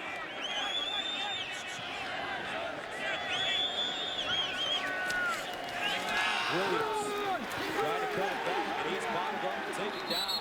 We'll lose a yard on the play. Donnell Wesley, number 96, from Hastings, Florida, makes the tackle. On the last drive, Oklahoma used that stretch play to great advantage. Got Tech moving, and then the running back put his foot in the ground and made a decisive cut. On that play, Wesley wouldn't be blocked in the middle. They couldn't control the nose guard, and Tech flowed to the ball and made the play. Third down and 10. And a timeout call by the Red Raiders. And we'll take a quick break. 7:25 to play. Third quarter, things starting to heat up on a rainy night in Norman. October 22nd, 2011, Texas Tech traveled to Norman, set Daggy 441 and 4 TDs. Tech up 31-7 in the third. OU scored 21 in the fourth, but came up short, falling to unranked Tech 41-38. The Sooners are 17-1 in Big 12 home games in October under Bob Stoops.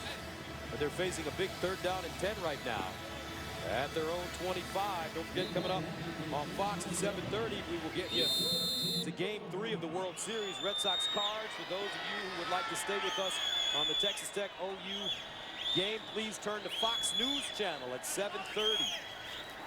Here's Bell with throw on 3rd and 10. Incomplete. Sterling Shepard, the intended receiver, and the Sooners will have to punt it away. Remember, Texas Tech scored in a minute on their last drive. And give their defense credit for making that touchdown stand up. They score in a minute, get themselves back in the game, and then they get a 3 and out and should get pretty decent field position after this punt from Oklahoma. Well done by the Red Raider defense. Jed Barnett has done a fine job of punting the football, 56, 45, and 48 yarders. Angling it toward the far side. And Irv's in, picked up. Red Raiders running the football. This is Tanner Jacobson. A 49-yard punt and a 30-yard return. Did you see that? Did you see what they did? They deliberately took the punt returner out of the middle of the field, and he and other players went to the left sideline to draw attention there and take the coverage that way. Then they circled back another punt returner, Tanner Jacobson. Watch. See, they move everyone to the left side of your screen. There's your punt returner, Davis, at the top. That's Jacobson circling back. They wanted the attention there, take everyone out of the middle, and he goes back and picks it up and has some blockers on the backside. Well-conceived punt return, and what a surprise from Texas Tech. And what great field position. They'll start at the OU 42 after the 30-yard return.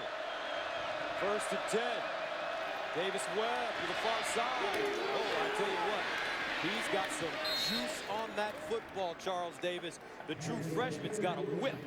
And when he was watching Baker Mayfield play earlier this year, he was probably thinking to himself, I don't know when I will get an opportunity to play.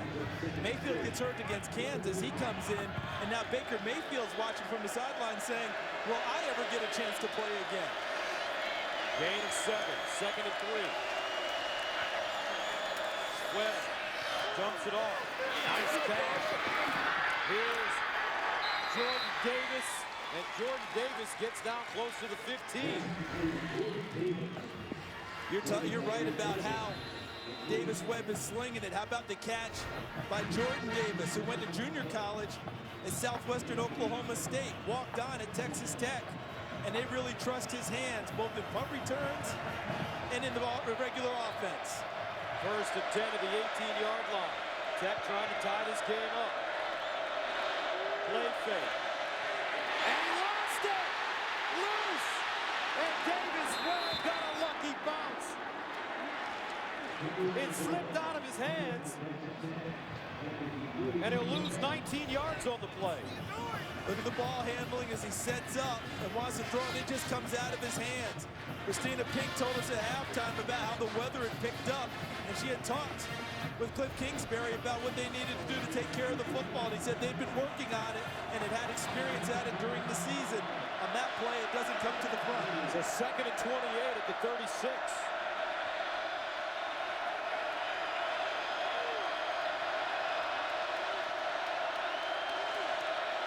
Davis Webb over the middle.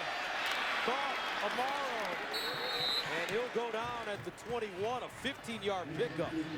So they get over half of it back, which brings up a 3rd and 13.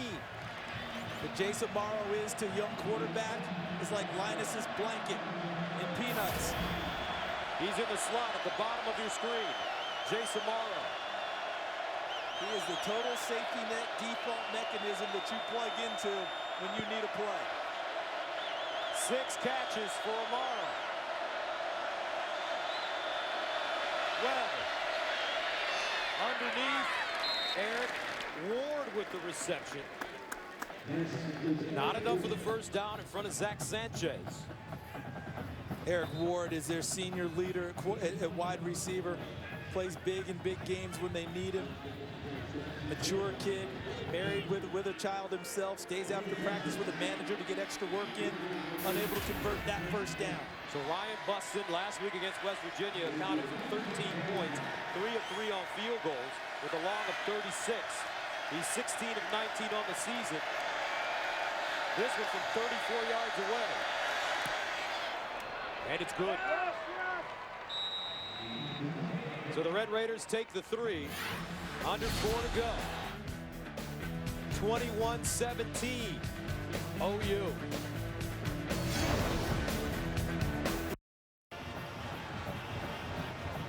(21-17) Oklahoma holding on to the lead with under 4 minutes to play, but Davis Webb leading his team down the field. Some trickery on special teams by the Red Raiders gave them great field position, but they have to settle for the 3 points after Webb let the ball slip out of his hands. He lost 19 yards, which broke their momentum.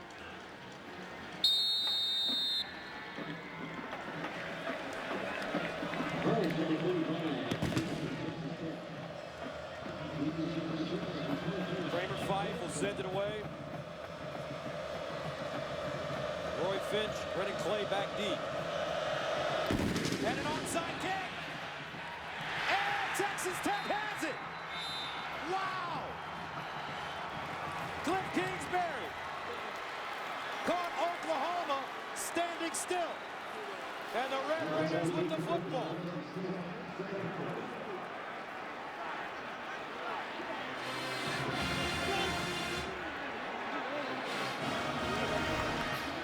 How many times do we say it? Their unofficial motto, fortune favors the bold. They will not sit back and hope things happen. Their idea is to go out and make things happen. Onside kick after the field goal. And they come up with the football. Recovery there by Summit Hogue, a reserve defensive back. Texas Tech in business on Oklahoma's side of the field. The previous play is under further review. Oklahoma thinks that Texas Tech touched it early. Cliff Kingsbury. I mean, when you're with Texas Tech, they tax you mentally in every phase of the game, don't they? Yes, they do. With how they come at you on offense. Last two plays on special teams. The special teams plays really throwing you. Let's take a look. Remember, you've got to see it. It's got to get past this line. The 45-yard line before it's touched. Oh, it's well beyond that. I don't see where that's even. This should be a very short discussion. I mean, well past it. Texas Tech's football. I mean, the only other thing I could think is, was anyone even offsides on that play? But there was no flag, and I don't hear any discussion about that. This should be a very quick, simple review. My understanding now is you can't review about offside, so that's out of the picture. So this is done.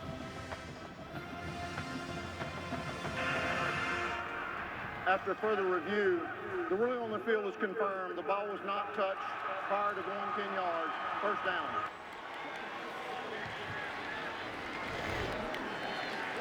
One more time. Fife. Yeah, well past it. I mean, he catches it about 14 yards. So now it's first and 10, Texas Tech. And we just talked about the pressure they put on a team mentally, Gus. How will Oklahoma's defenders, after this sudden change right back on the field, how will they react? From the Oklahoma 46.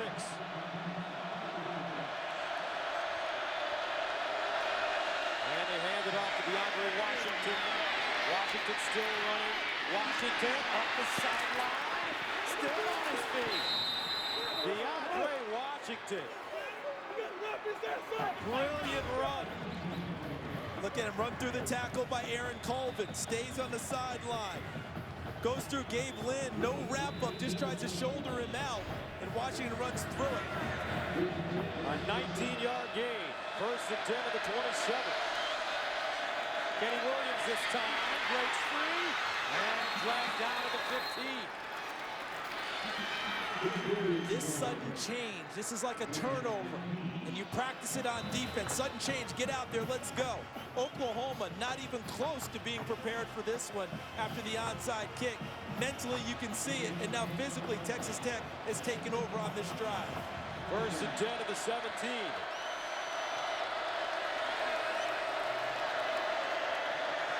In the flats. Grant at the 10. Touchdown already. 17 yards. Innovation. Swagger. Texas Tech takes the lead. And they score in 50 seconds. How about the play call, though? Float to the right, just swing it back to the left, and you end up out in the open field. And poor Zach Sanchez, number 15, he's had a tough time the last two series. And look at the block by Eric Ward, who just dominates him. And Jakeem Grant hurdles into the end zone to put Tech ahead. Red Raiders were down by 11 last week against West Virginia. Rallied and came back and won the game 37-27 in Morgantown. They were down by 14 at one point in this game. Look at Ward with that block. Just took Zach Sanchez and controlled him and allowed Jakeem Grant, who had lots of open space in front, to traverse the last few yards into the end zone.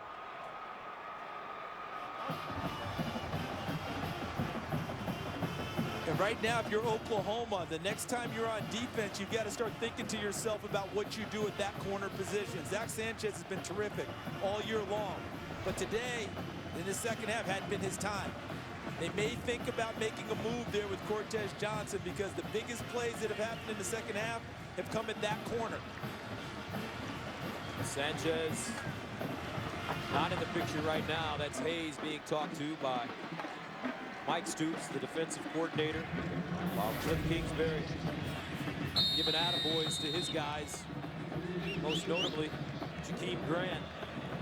You know, Gus, in that picture of Mike Stoops talking to Quentin Hayes lets you know it's not just Zach Sanchez. Might have been other people who weren't in position on that play. Ironically, Jakeem Grant did not play last week versus West Virginia due to an injury. Oklahoma will start from the 25. Texas Tech with 17 points in the last 3 minutes and 57 seconds. Let's go to Patrick O'Neill in LA for Lowe's Never Stop Improving Game Break.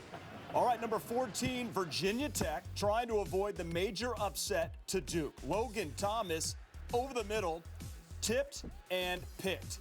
Duke would run out the clock, 4 straight wins. They are now 6-2, their first ever win in Blacksburg. I'm going to go out on a limb here, guys, perhaps the biggest win in Duke's football history. Gus and Charles. It's a big limb to go out on. They won a Rose Bowl, Patrick, back in the They're playing the Rose Bowl, but I will say this. In recent years, I will go along with you on that one. That's a monster, monster win. Oklahoma with the football now, trailing 24-21. Blake Bell to throw it. Steps up. Bell delivers, and it's caught. Williams. Damian Williams with a 30-yard gain. Great job by Bell stringing this play out. Gus, work with me here. Ben Roethlisberger-esque on that play. I'll give you some of that. Buying time, that big frame, keeping his eyes downfield. And earlier in the game, you remember he had that play and he overshot his target. This time, right on the money.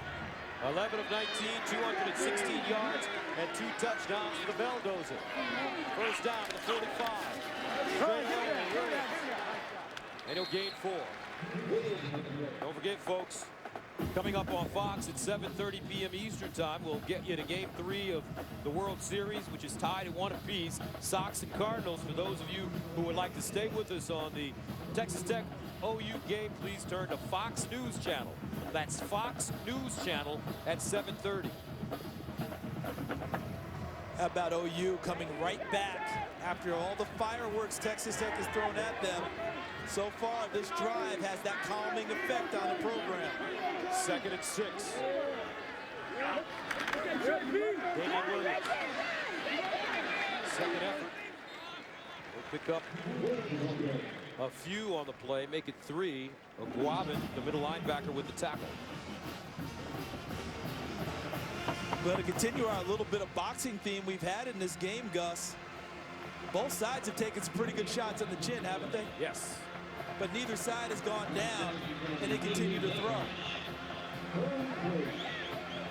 3rd down, 3 at the 38.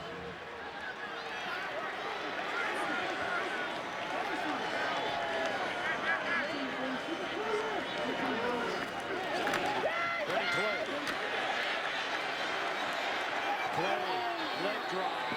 Got close to the first down before being drilled out of bounds by Bruce Jones, and he gets the first down. Austin Stewart there as well. Love the description. Look at the blocking there. Miller, 33. Ripkowski, 48. But as you noted, the leg drive of Brendan Clay put him right at that first down marker and picked it up.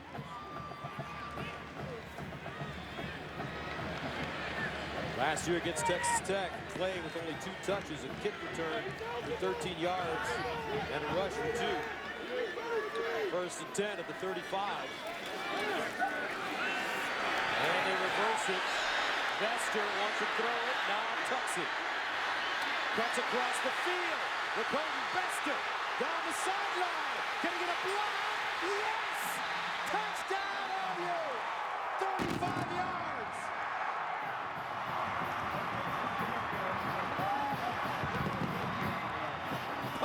comes in bunches.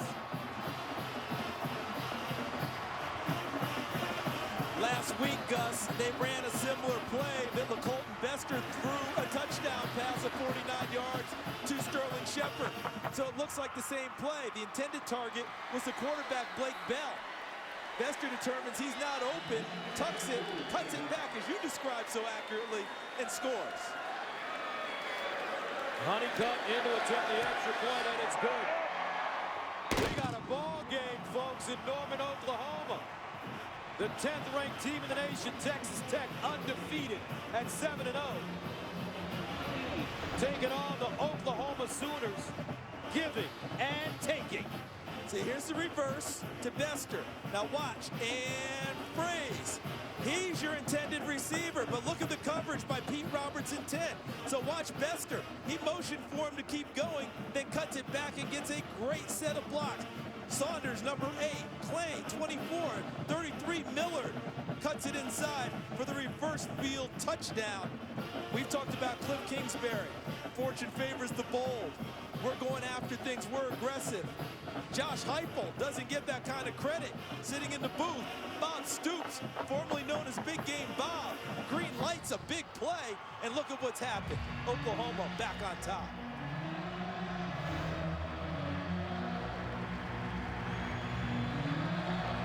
A high school quarterback, Gus Bester, threw 24 touchdown passes his senior year in high school.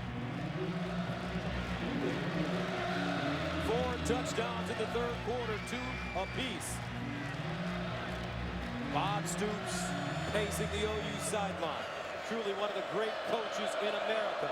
A legend here at Oklahoma. He's played in 4 national championships and won 1. And here come the Red Raiders. Grant goes down to the 25.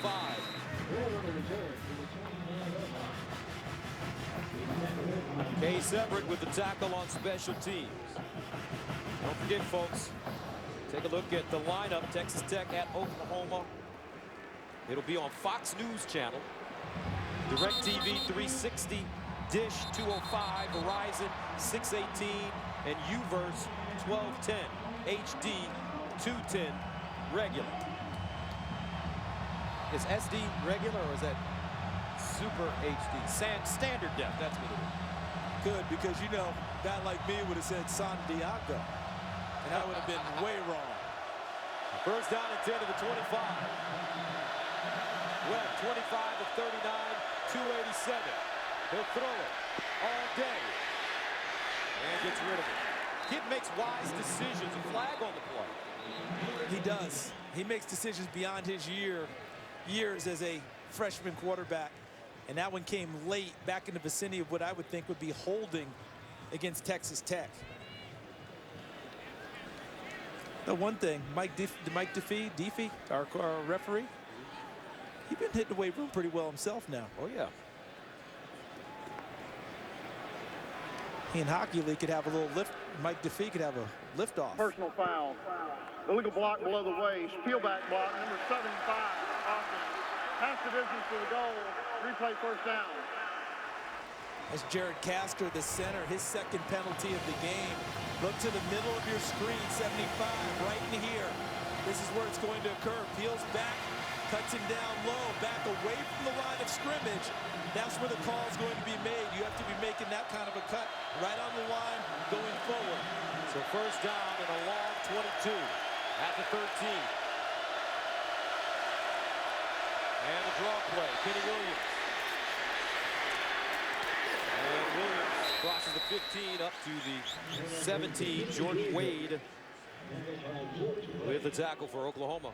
Watch the screen. And that'll take us to the end of the third quarter. And what a third quarter it was, folks. Each team scoring 2 touchdowns. We head to the fourth. 4-point game.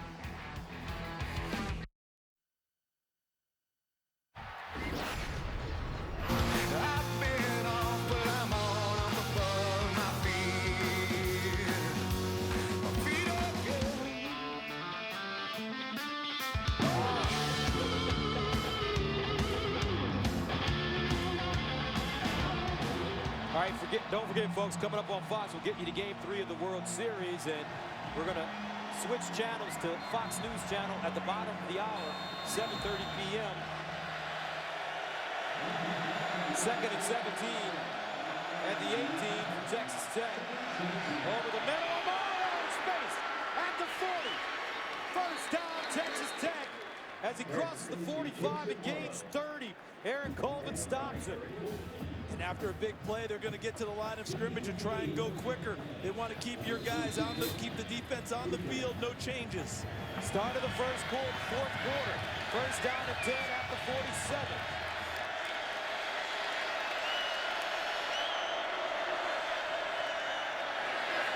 And here's Marquez. Gets out of bounds at midfield. Pass is complete to Bradley Marquez. Knocked out of bounds by Jordan Evans.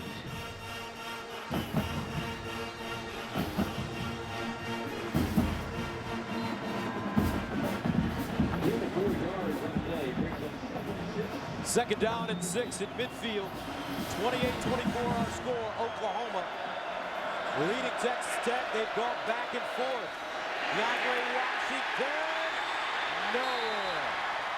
Julian Wilson, the redshirt sophomore, hauls him down.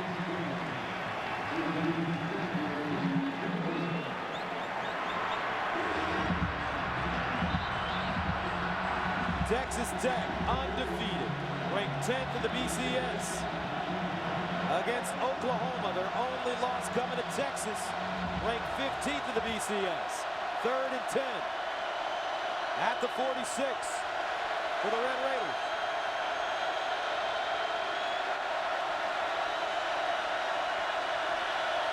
Davis Webb steps into his throw. Picked off. Game led. And the Sooners have it again.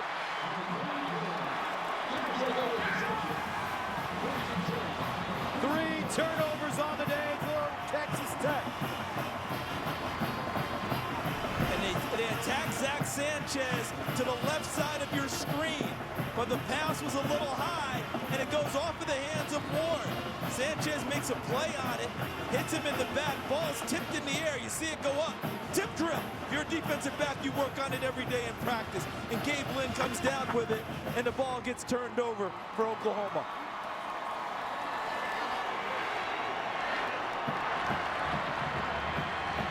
Coach Kingsbury said, hey, freshman, great throw. Don't worry about it. Yep, had what you wanted, had the rhythm, ball was just a little high, and then it got tipped in the air by the receiver, Ward. First down at the 42 for OU. Finch. And Finch stuck by Alway.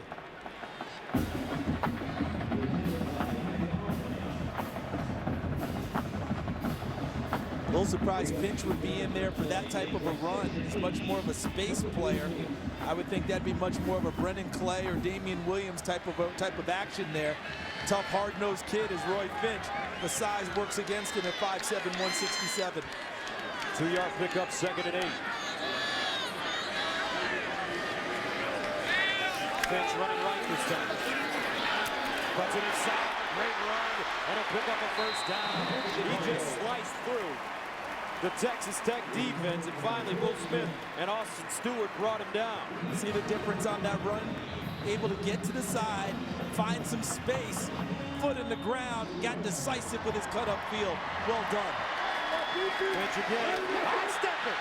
Roy Finch cuts it back and goes down at the 29. 18-yard gain. Bruce Jones with the saving tackle. And somewhere Roy Finch is saying, I'll show you I can run inside. Look at that last run there. Fantastic. Finch one more time. Outside.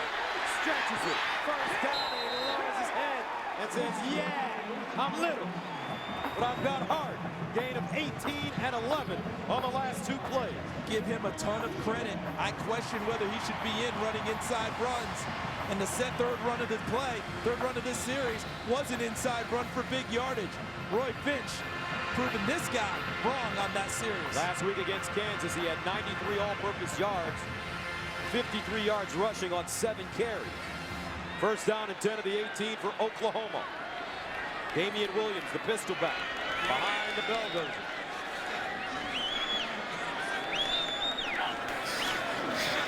And they give it to Williams. And Williams wrapped up immediately as he crosses the line of scrimmage by Jackson Richards, the junior from Southlake, Texas. Now, when they've run the ball this well, it sets up what for you? Play action. Remember earlier in the game, they ran it well, able to go play action. Jalen Saunders on an inside slant or seam route off of the play action.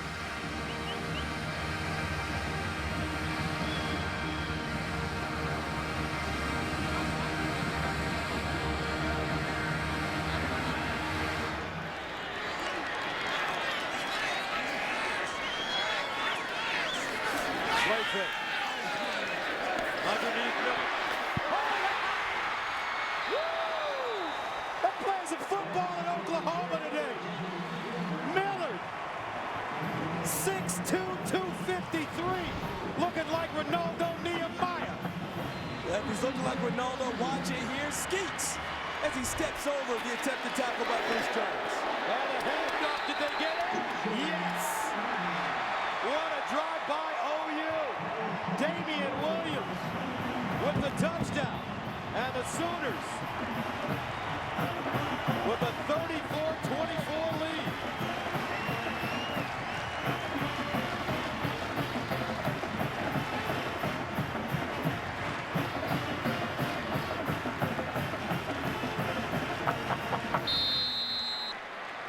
Damian Williams with a touchdown. Roy Finch with the biggest runs to set it up on that drive.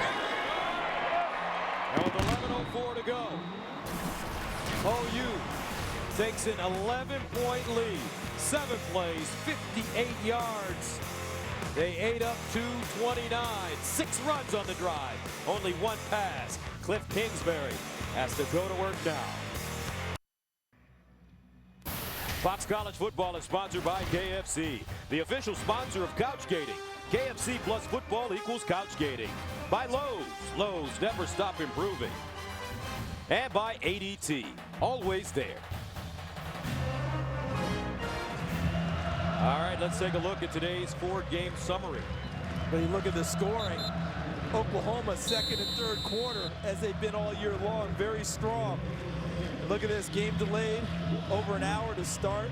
The young quarterback Davis Webb having a nice day except for the 2 interceptions. And Blake Bell, season high versus Big 12 opponents of 230 yards passing, including a 76-yard strike to Jalen Saunders. Sooners send it away. And Jakeem Grant starts from his own goal line.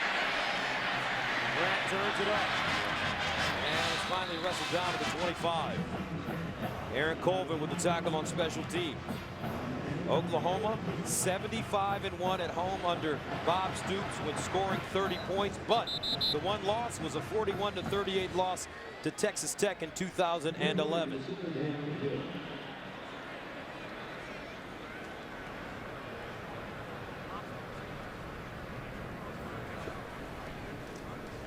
And it's Trey Miller, the injured Sooner.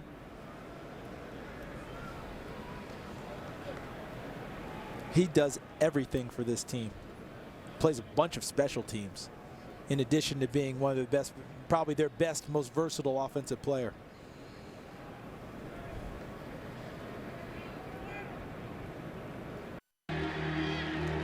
Trey Miller had to be helped off the field. And what a blow that is for Oklahoma because of everything he does, offense and special teams. He got rolled up on in the pile right there. Trey Franks trying to block, rolled up on him. It's like they're escorting him towards the locker room. First down and 10 at the 24-yard line for Texas Tech. Trailing by 11. Davis Webb, deep drop, delivers, and Eric Ward with the catch. And look at how Davis Webb just stood in there under all sorts of pressure, knowing he was getting ready to take a lick. And able to come back all the way across the field on his progressions and his scan. He started out to his right, worked the field that way, came all the way back to the left side and delivered. Gain of 7, 2nd and 3. Webb, Ward again, and he's chopped down but he picks up a first down. Gabe Lynn. Remember, Texas Tech trailed West Virginia by 11 in the third quarter last week in Morgantown. They trail by 11 now in the fourth, but they're playing Oklahoma. And just remember, just tonight they were down 21-7 and came all the way back to take the lead. A handoff, Washington. Washington dragging defenders with him. His forward progress will get him close to the 45. Jordan Wade finally brings him down. That's an 8-yard gain.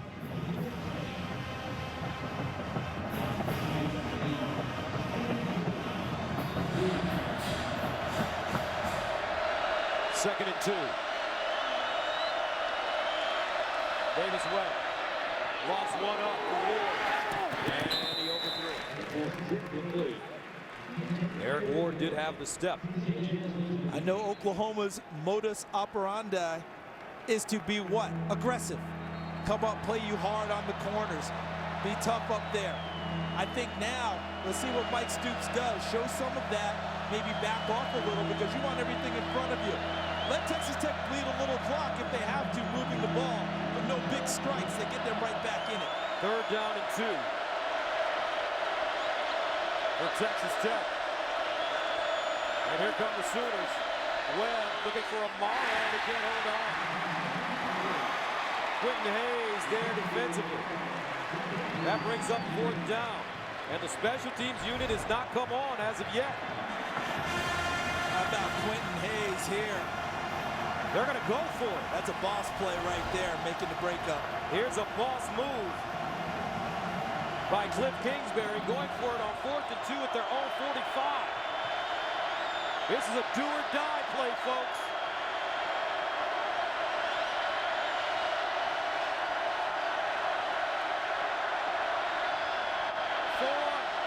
On the play clock.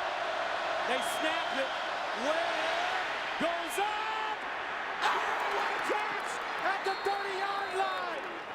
Jakeem Grant on 4th and 2. They get 25. Cliff Kingsbury, ice water in his veins.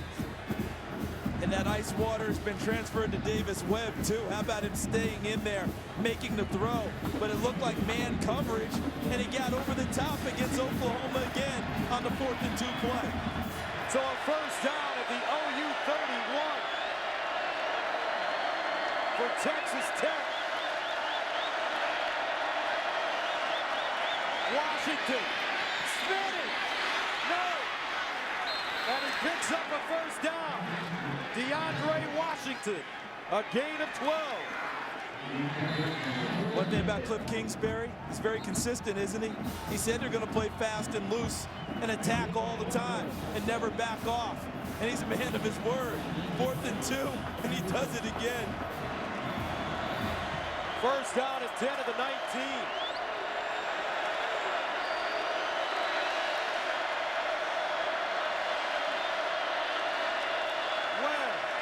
It out. Washington gets it around the corner and out of bounds. At the 15-yard line, Hayes shoves him.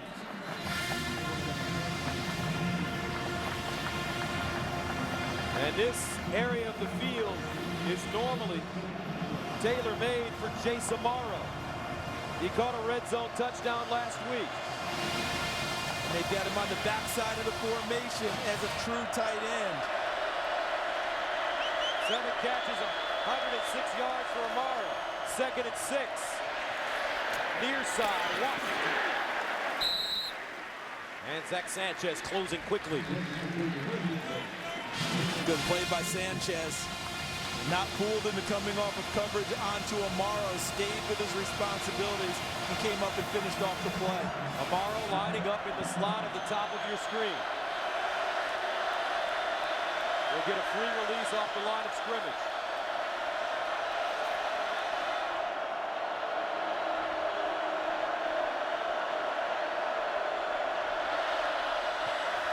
Davis Webb looks for Amaro. Has him. Amaro still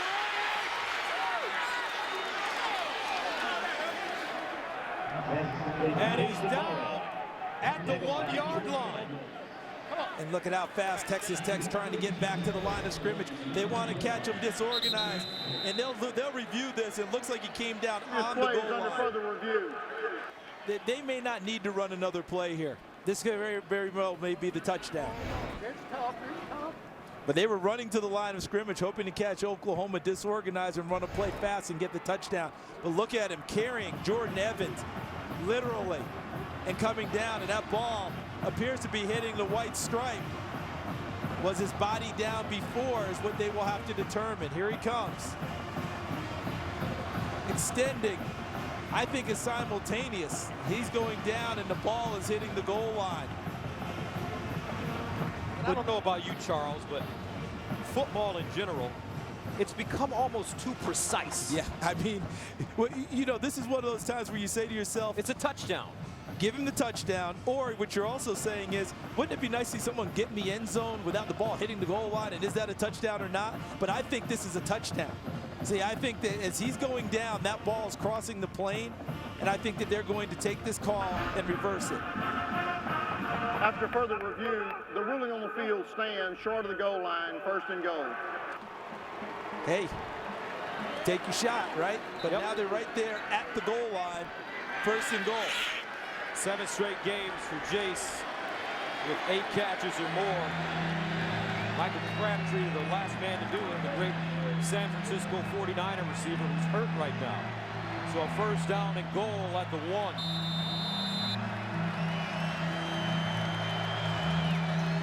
Kenny Williams lines up as the deep back in the diamond formation for Davis Webb. And they'll give it to him, and it'll walk in. So it's 7:13 to go. 5-point game with the extra point coming. Looks like they're going to go for 2 here to try and make it a field goal game.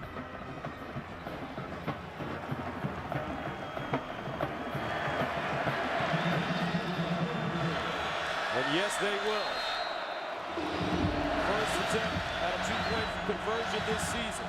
Davis Webb lines up in the shotgun. Here's Webb to throw it. Lofts it in the corner. Incomplete. Shaquille Brown broke inside, and the ball was thrown on his outside shoulder. But Texas Tech went for it on 4th down and 2. Got big yardage. Kenny Williams pays it off. 5-point ball game. Back after this.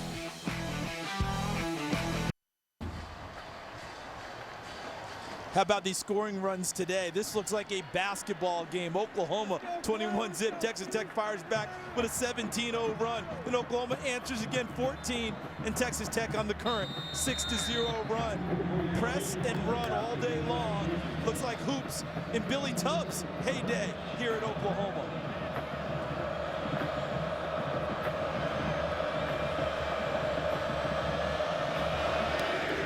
Red Raiders send it away. Ball picked up at the 10-yard line. Roy Finch. And there's some hard hitting going on as Blake Bell prepares to come back on the field.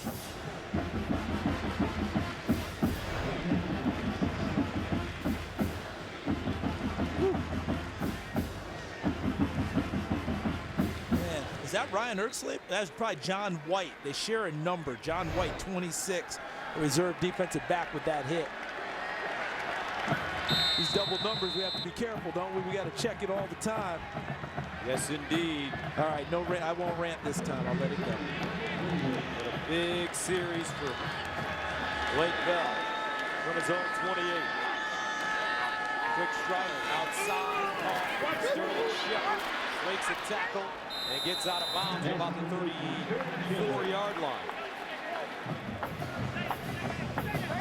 Jalen Saunders down now.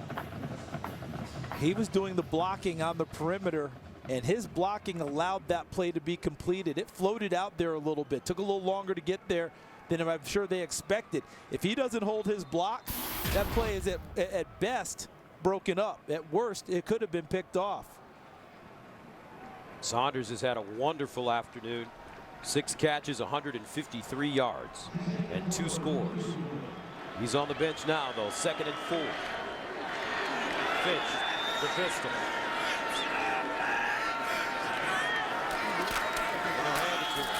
Roy Finch, jitterbugging, and he picks up a first down at the 42. Trey Porter stops him. Downhill running right now for Roy Finch. And the left side of the offensive line opened up a nice crease for Roy Finch to find. That's Adam Shedd, 74 at left guard. Gabe Eichert in the middle, the center, the All-American. Tyrus Thompson, number 71. Nice job on the left side.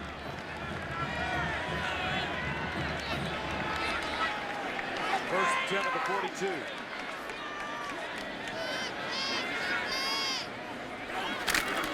And the hand off to Finch. Finch crawling his way forward. Picks up 6. Bruce Jones with the tackle. Last series, I talked about his size possibly being a liability inside. You can't see him. He may be hiding very well, and then he's going through with nice vision and strength to create extra opportunities for himself. I mean, you're right. Look at the treetops here. Over the top of Roy Finch. Good luck trying to find him back there. And then when you do, he packs a little wallop at the end of the run. 2nd and 4.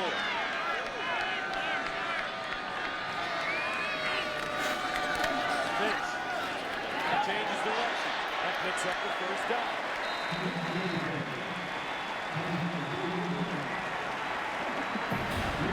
That run was a vision run because he saw where the hole was created on the backside, and his eyes took his legs to the opening.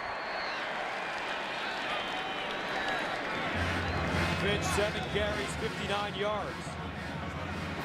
First down at the Texas Tech 47.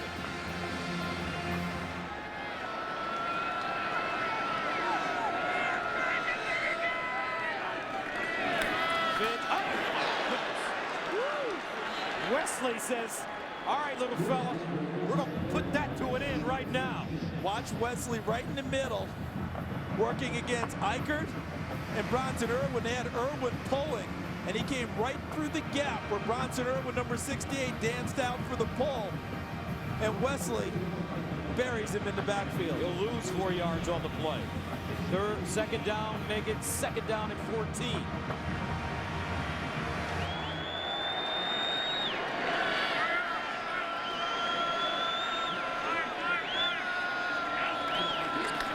Here's a handoff. And Brennan Clay will get to the 45. Kerry Hyder with the tackle, a 6-yard gain. So that makes it 3rd down and 8 at the 45. Timeout called by Texas Tech with 4 minutes to go. Tech with 1 timeout remaining. 35-30, big 3rd down coming up.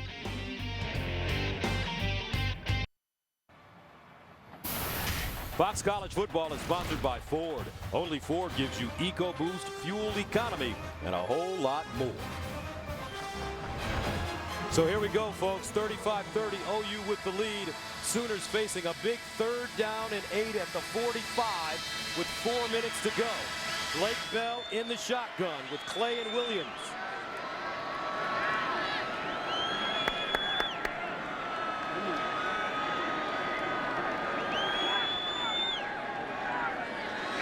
Bell will throw it. Lets it go. Caught at the 30. Sterling Shepard went up and got it. And Blake Bell threw a sensational pass. Remember, Jalen Saunders has been his go-to guy tonight. He's off the field after getting injured. And Sterling Shepard, as you just noted, went up and snatched that one out of the air for a monster first down. Looked like Colton Besker was also in the vicinity, number 11, with a possibility of catching it. First down at the 32. Oklahoma wants to bleed the clock now. Around the corner. Clay. Want to pick up a first down.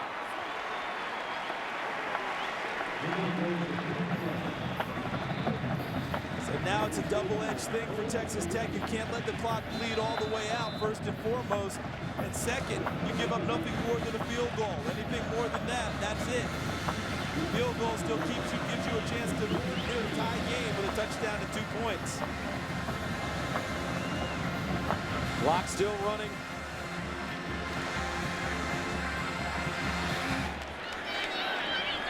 First down.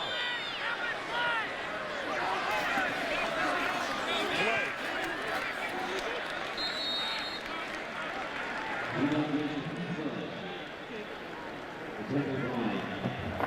Let's see when they snap the ball too now. This is where you go ahead and the clock is on the run. You want to snap it inside of 5 seconds on your play clock, preferably around 3. Tech with only 1 timeout left.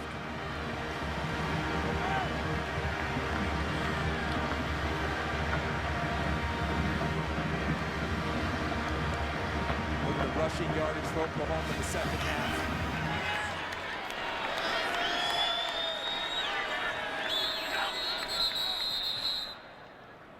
And a timeout by OU. 2 timeouts left for Bob Stoops. His team up by 5.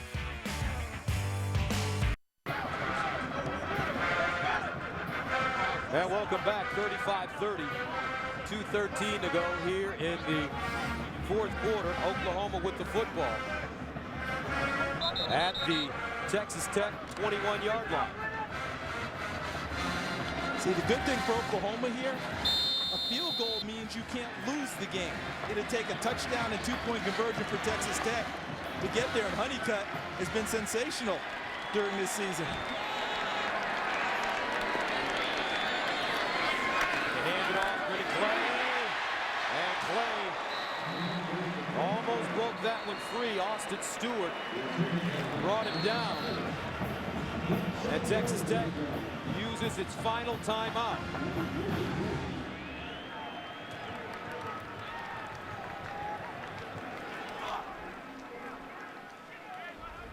Well, let's recap this game for you.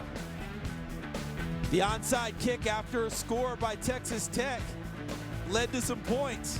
There's Jakeem Grant on a touchdown after that. But how about Oklahoma? They were challenged in a big way and came back in a big way. Looked like they had full control. And then here comes Texas Tech again. The touchdown run by the running back, Kenny Williams, puts us right where we are now at 35-30. But this is the biggest play of the game coming up. Texas Tech out of timeouts. Oklahoma faced with a 3rd down and 2. If they pick up the first down here, pretty much the ball game. And on this run, think of Texas Tech selling out on defense, bringing everyone. So if you're going to hand it off to someone, it's a big crowd. I would think Belldozer here and see if he can pick it up with his big frame. Out of the shotgun. 3rd down and 2. They hand it off to Clay. Does he get it? No, he doesn't.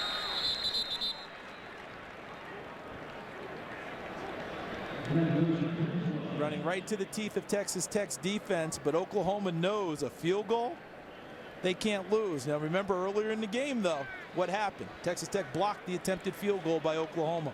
So Bob Stoops, he has a decision to make. Does he go for it on 4th down and try to ice this game, or does he kick it?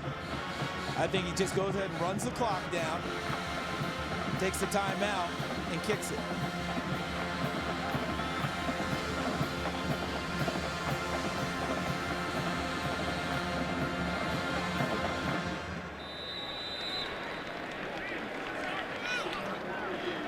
I don't know, Coach Stoops. That was smooth, wasn't it? It was smooth, but right at the number. You never know what he might do. Honeycutt is warming up. Michael Honeycutt in 2011 missed a 28-yard field goal in this game against Texas Tech. The final margin of victory was 3 points. He said that miss has fueled him throughout the rest of his career. He had a hot streak going coming into this game, hitting 10 straight, but his first attempt was blocked. And that was the 50-plus yard attempt where you're going to kick the ball low because you have to drive it for the trajectory. Here, I have a chance to just pop it up high kind of like that good wedge shot you hit on the golf course. 1 out of every 10. Davis Webb wants another shot at it. Here comes Honeycutt.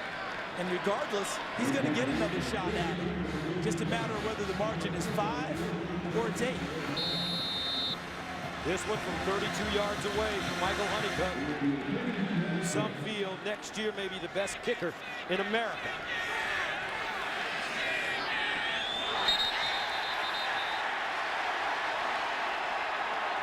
Wow. They may be off the hook, and this could be it.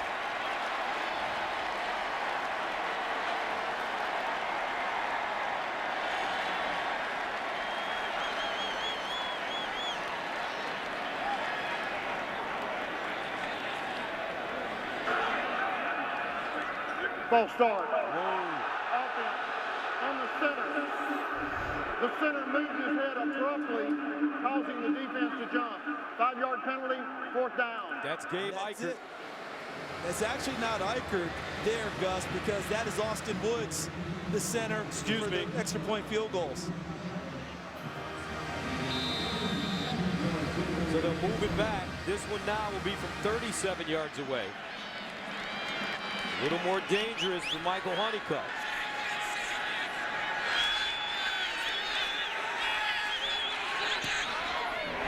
And he drills it.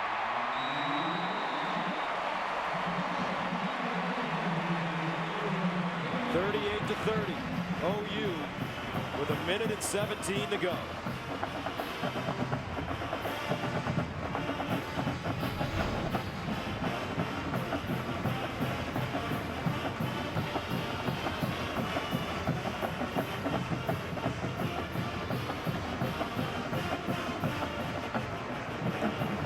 Now Davis Webb says, let's go, guys.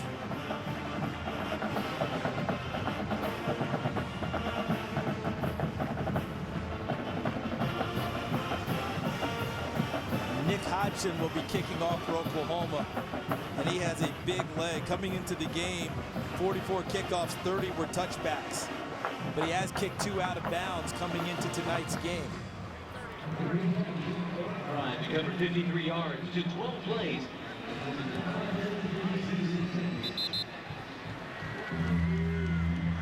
Dangerous returner, Jakeem Grant.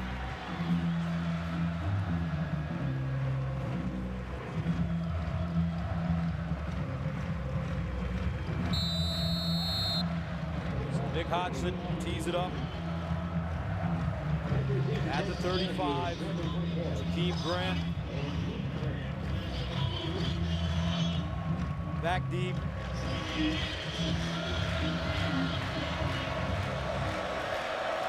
Also Bradley Marquez.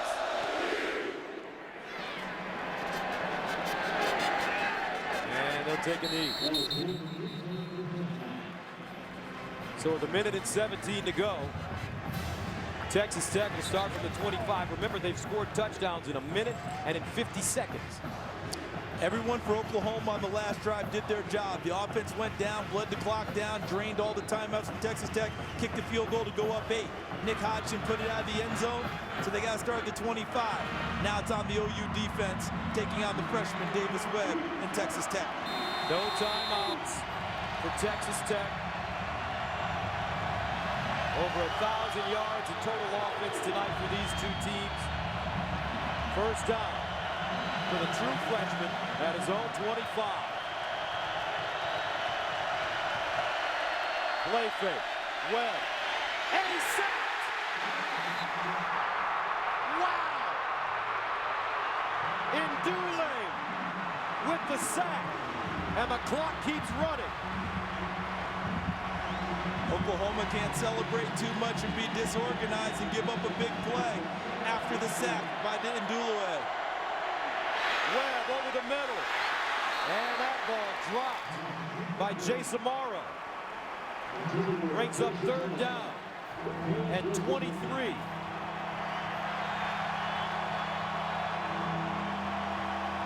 They're buzzing on the Oklahoma sideline. Everybody standing up in the lower bowl. Biggest plays in the second half in the pass game have come against Zach Sanchez, 15 for Oklahoma. I expect him to be challenged here. Here's Webb. Underneath. Incomplete. Intended for Jakeem Grant. Thrown behind him. So that makes it a 4th down and 23 with 44 seconds remaining. The Texas Tech Red Raiders, ranked 10th in the nation, undefeated, do or die.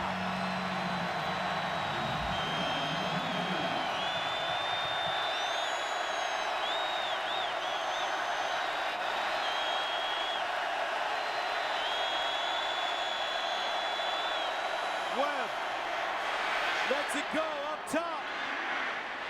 Incomplete, no flags, and that'll do it. The Oklahoma Sooners. The defense holds. And they'll hand Texas Tech its first loss of the season.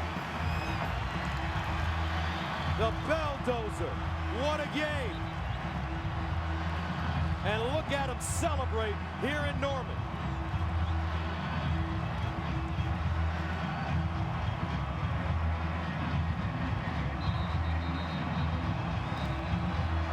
The schedule coming up. OU with a bye next week. Then they'll get ready for Art Riles and the Baylor Bears with confidence. That's a Thursday night game. Big ball game in the Big 12. Blake Bell, victory formation for OU. And how about that? Oklahoma defeats Texas Tech 38-30. Big game Bob comes through. Remaining games next week. Cliff Kingsbury's squad at home against Oklahoma State, who defeated Iowa State this afternoon. Got a long way to go before we decide a champion in the Big 12, don't we? Certainly do.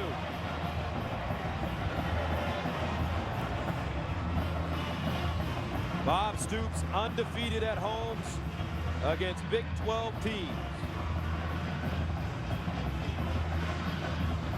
Blake Bell from the second quarter on after a slow start. He completed passes downfield and guided this Oklahoma offense. The defense making some big plays, and the Sooners improved to 7-1, 4-1 in Big 12 play. Texas Tech now 7-1, 4-1 in the conference. The final score in Gaylord family, Oklahoma Memorial Stadium. The Sooners 38, the Red Raiders 30. For Charles Davis and Christina Pink, I'm Gus Johnson saying thank you for joining us on Fox News Channel. Right now, we'll take you back to regular programming.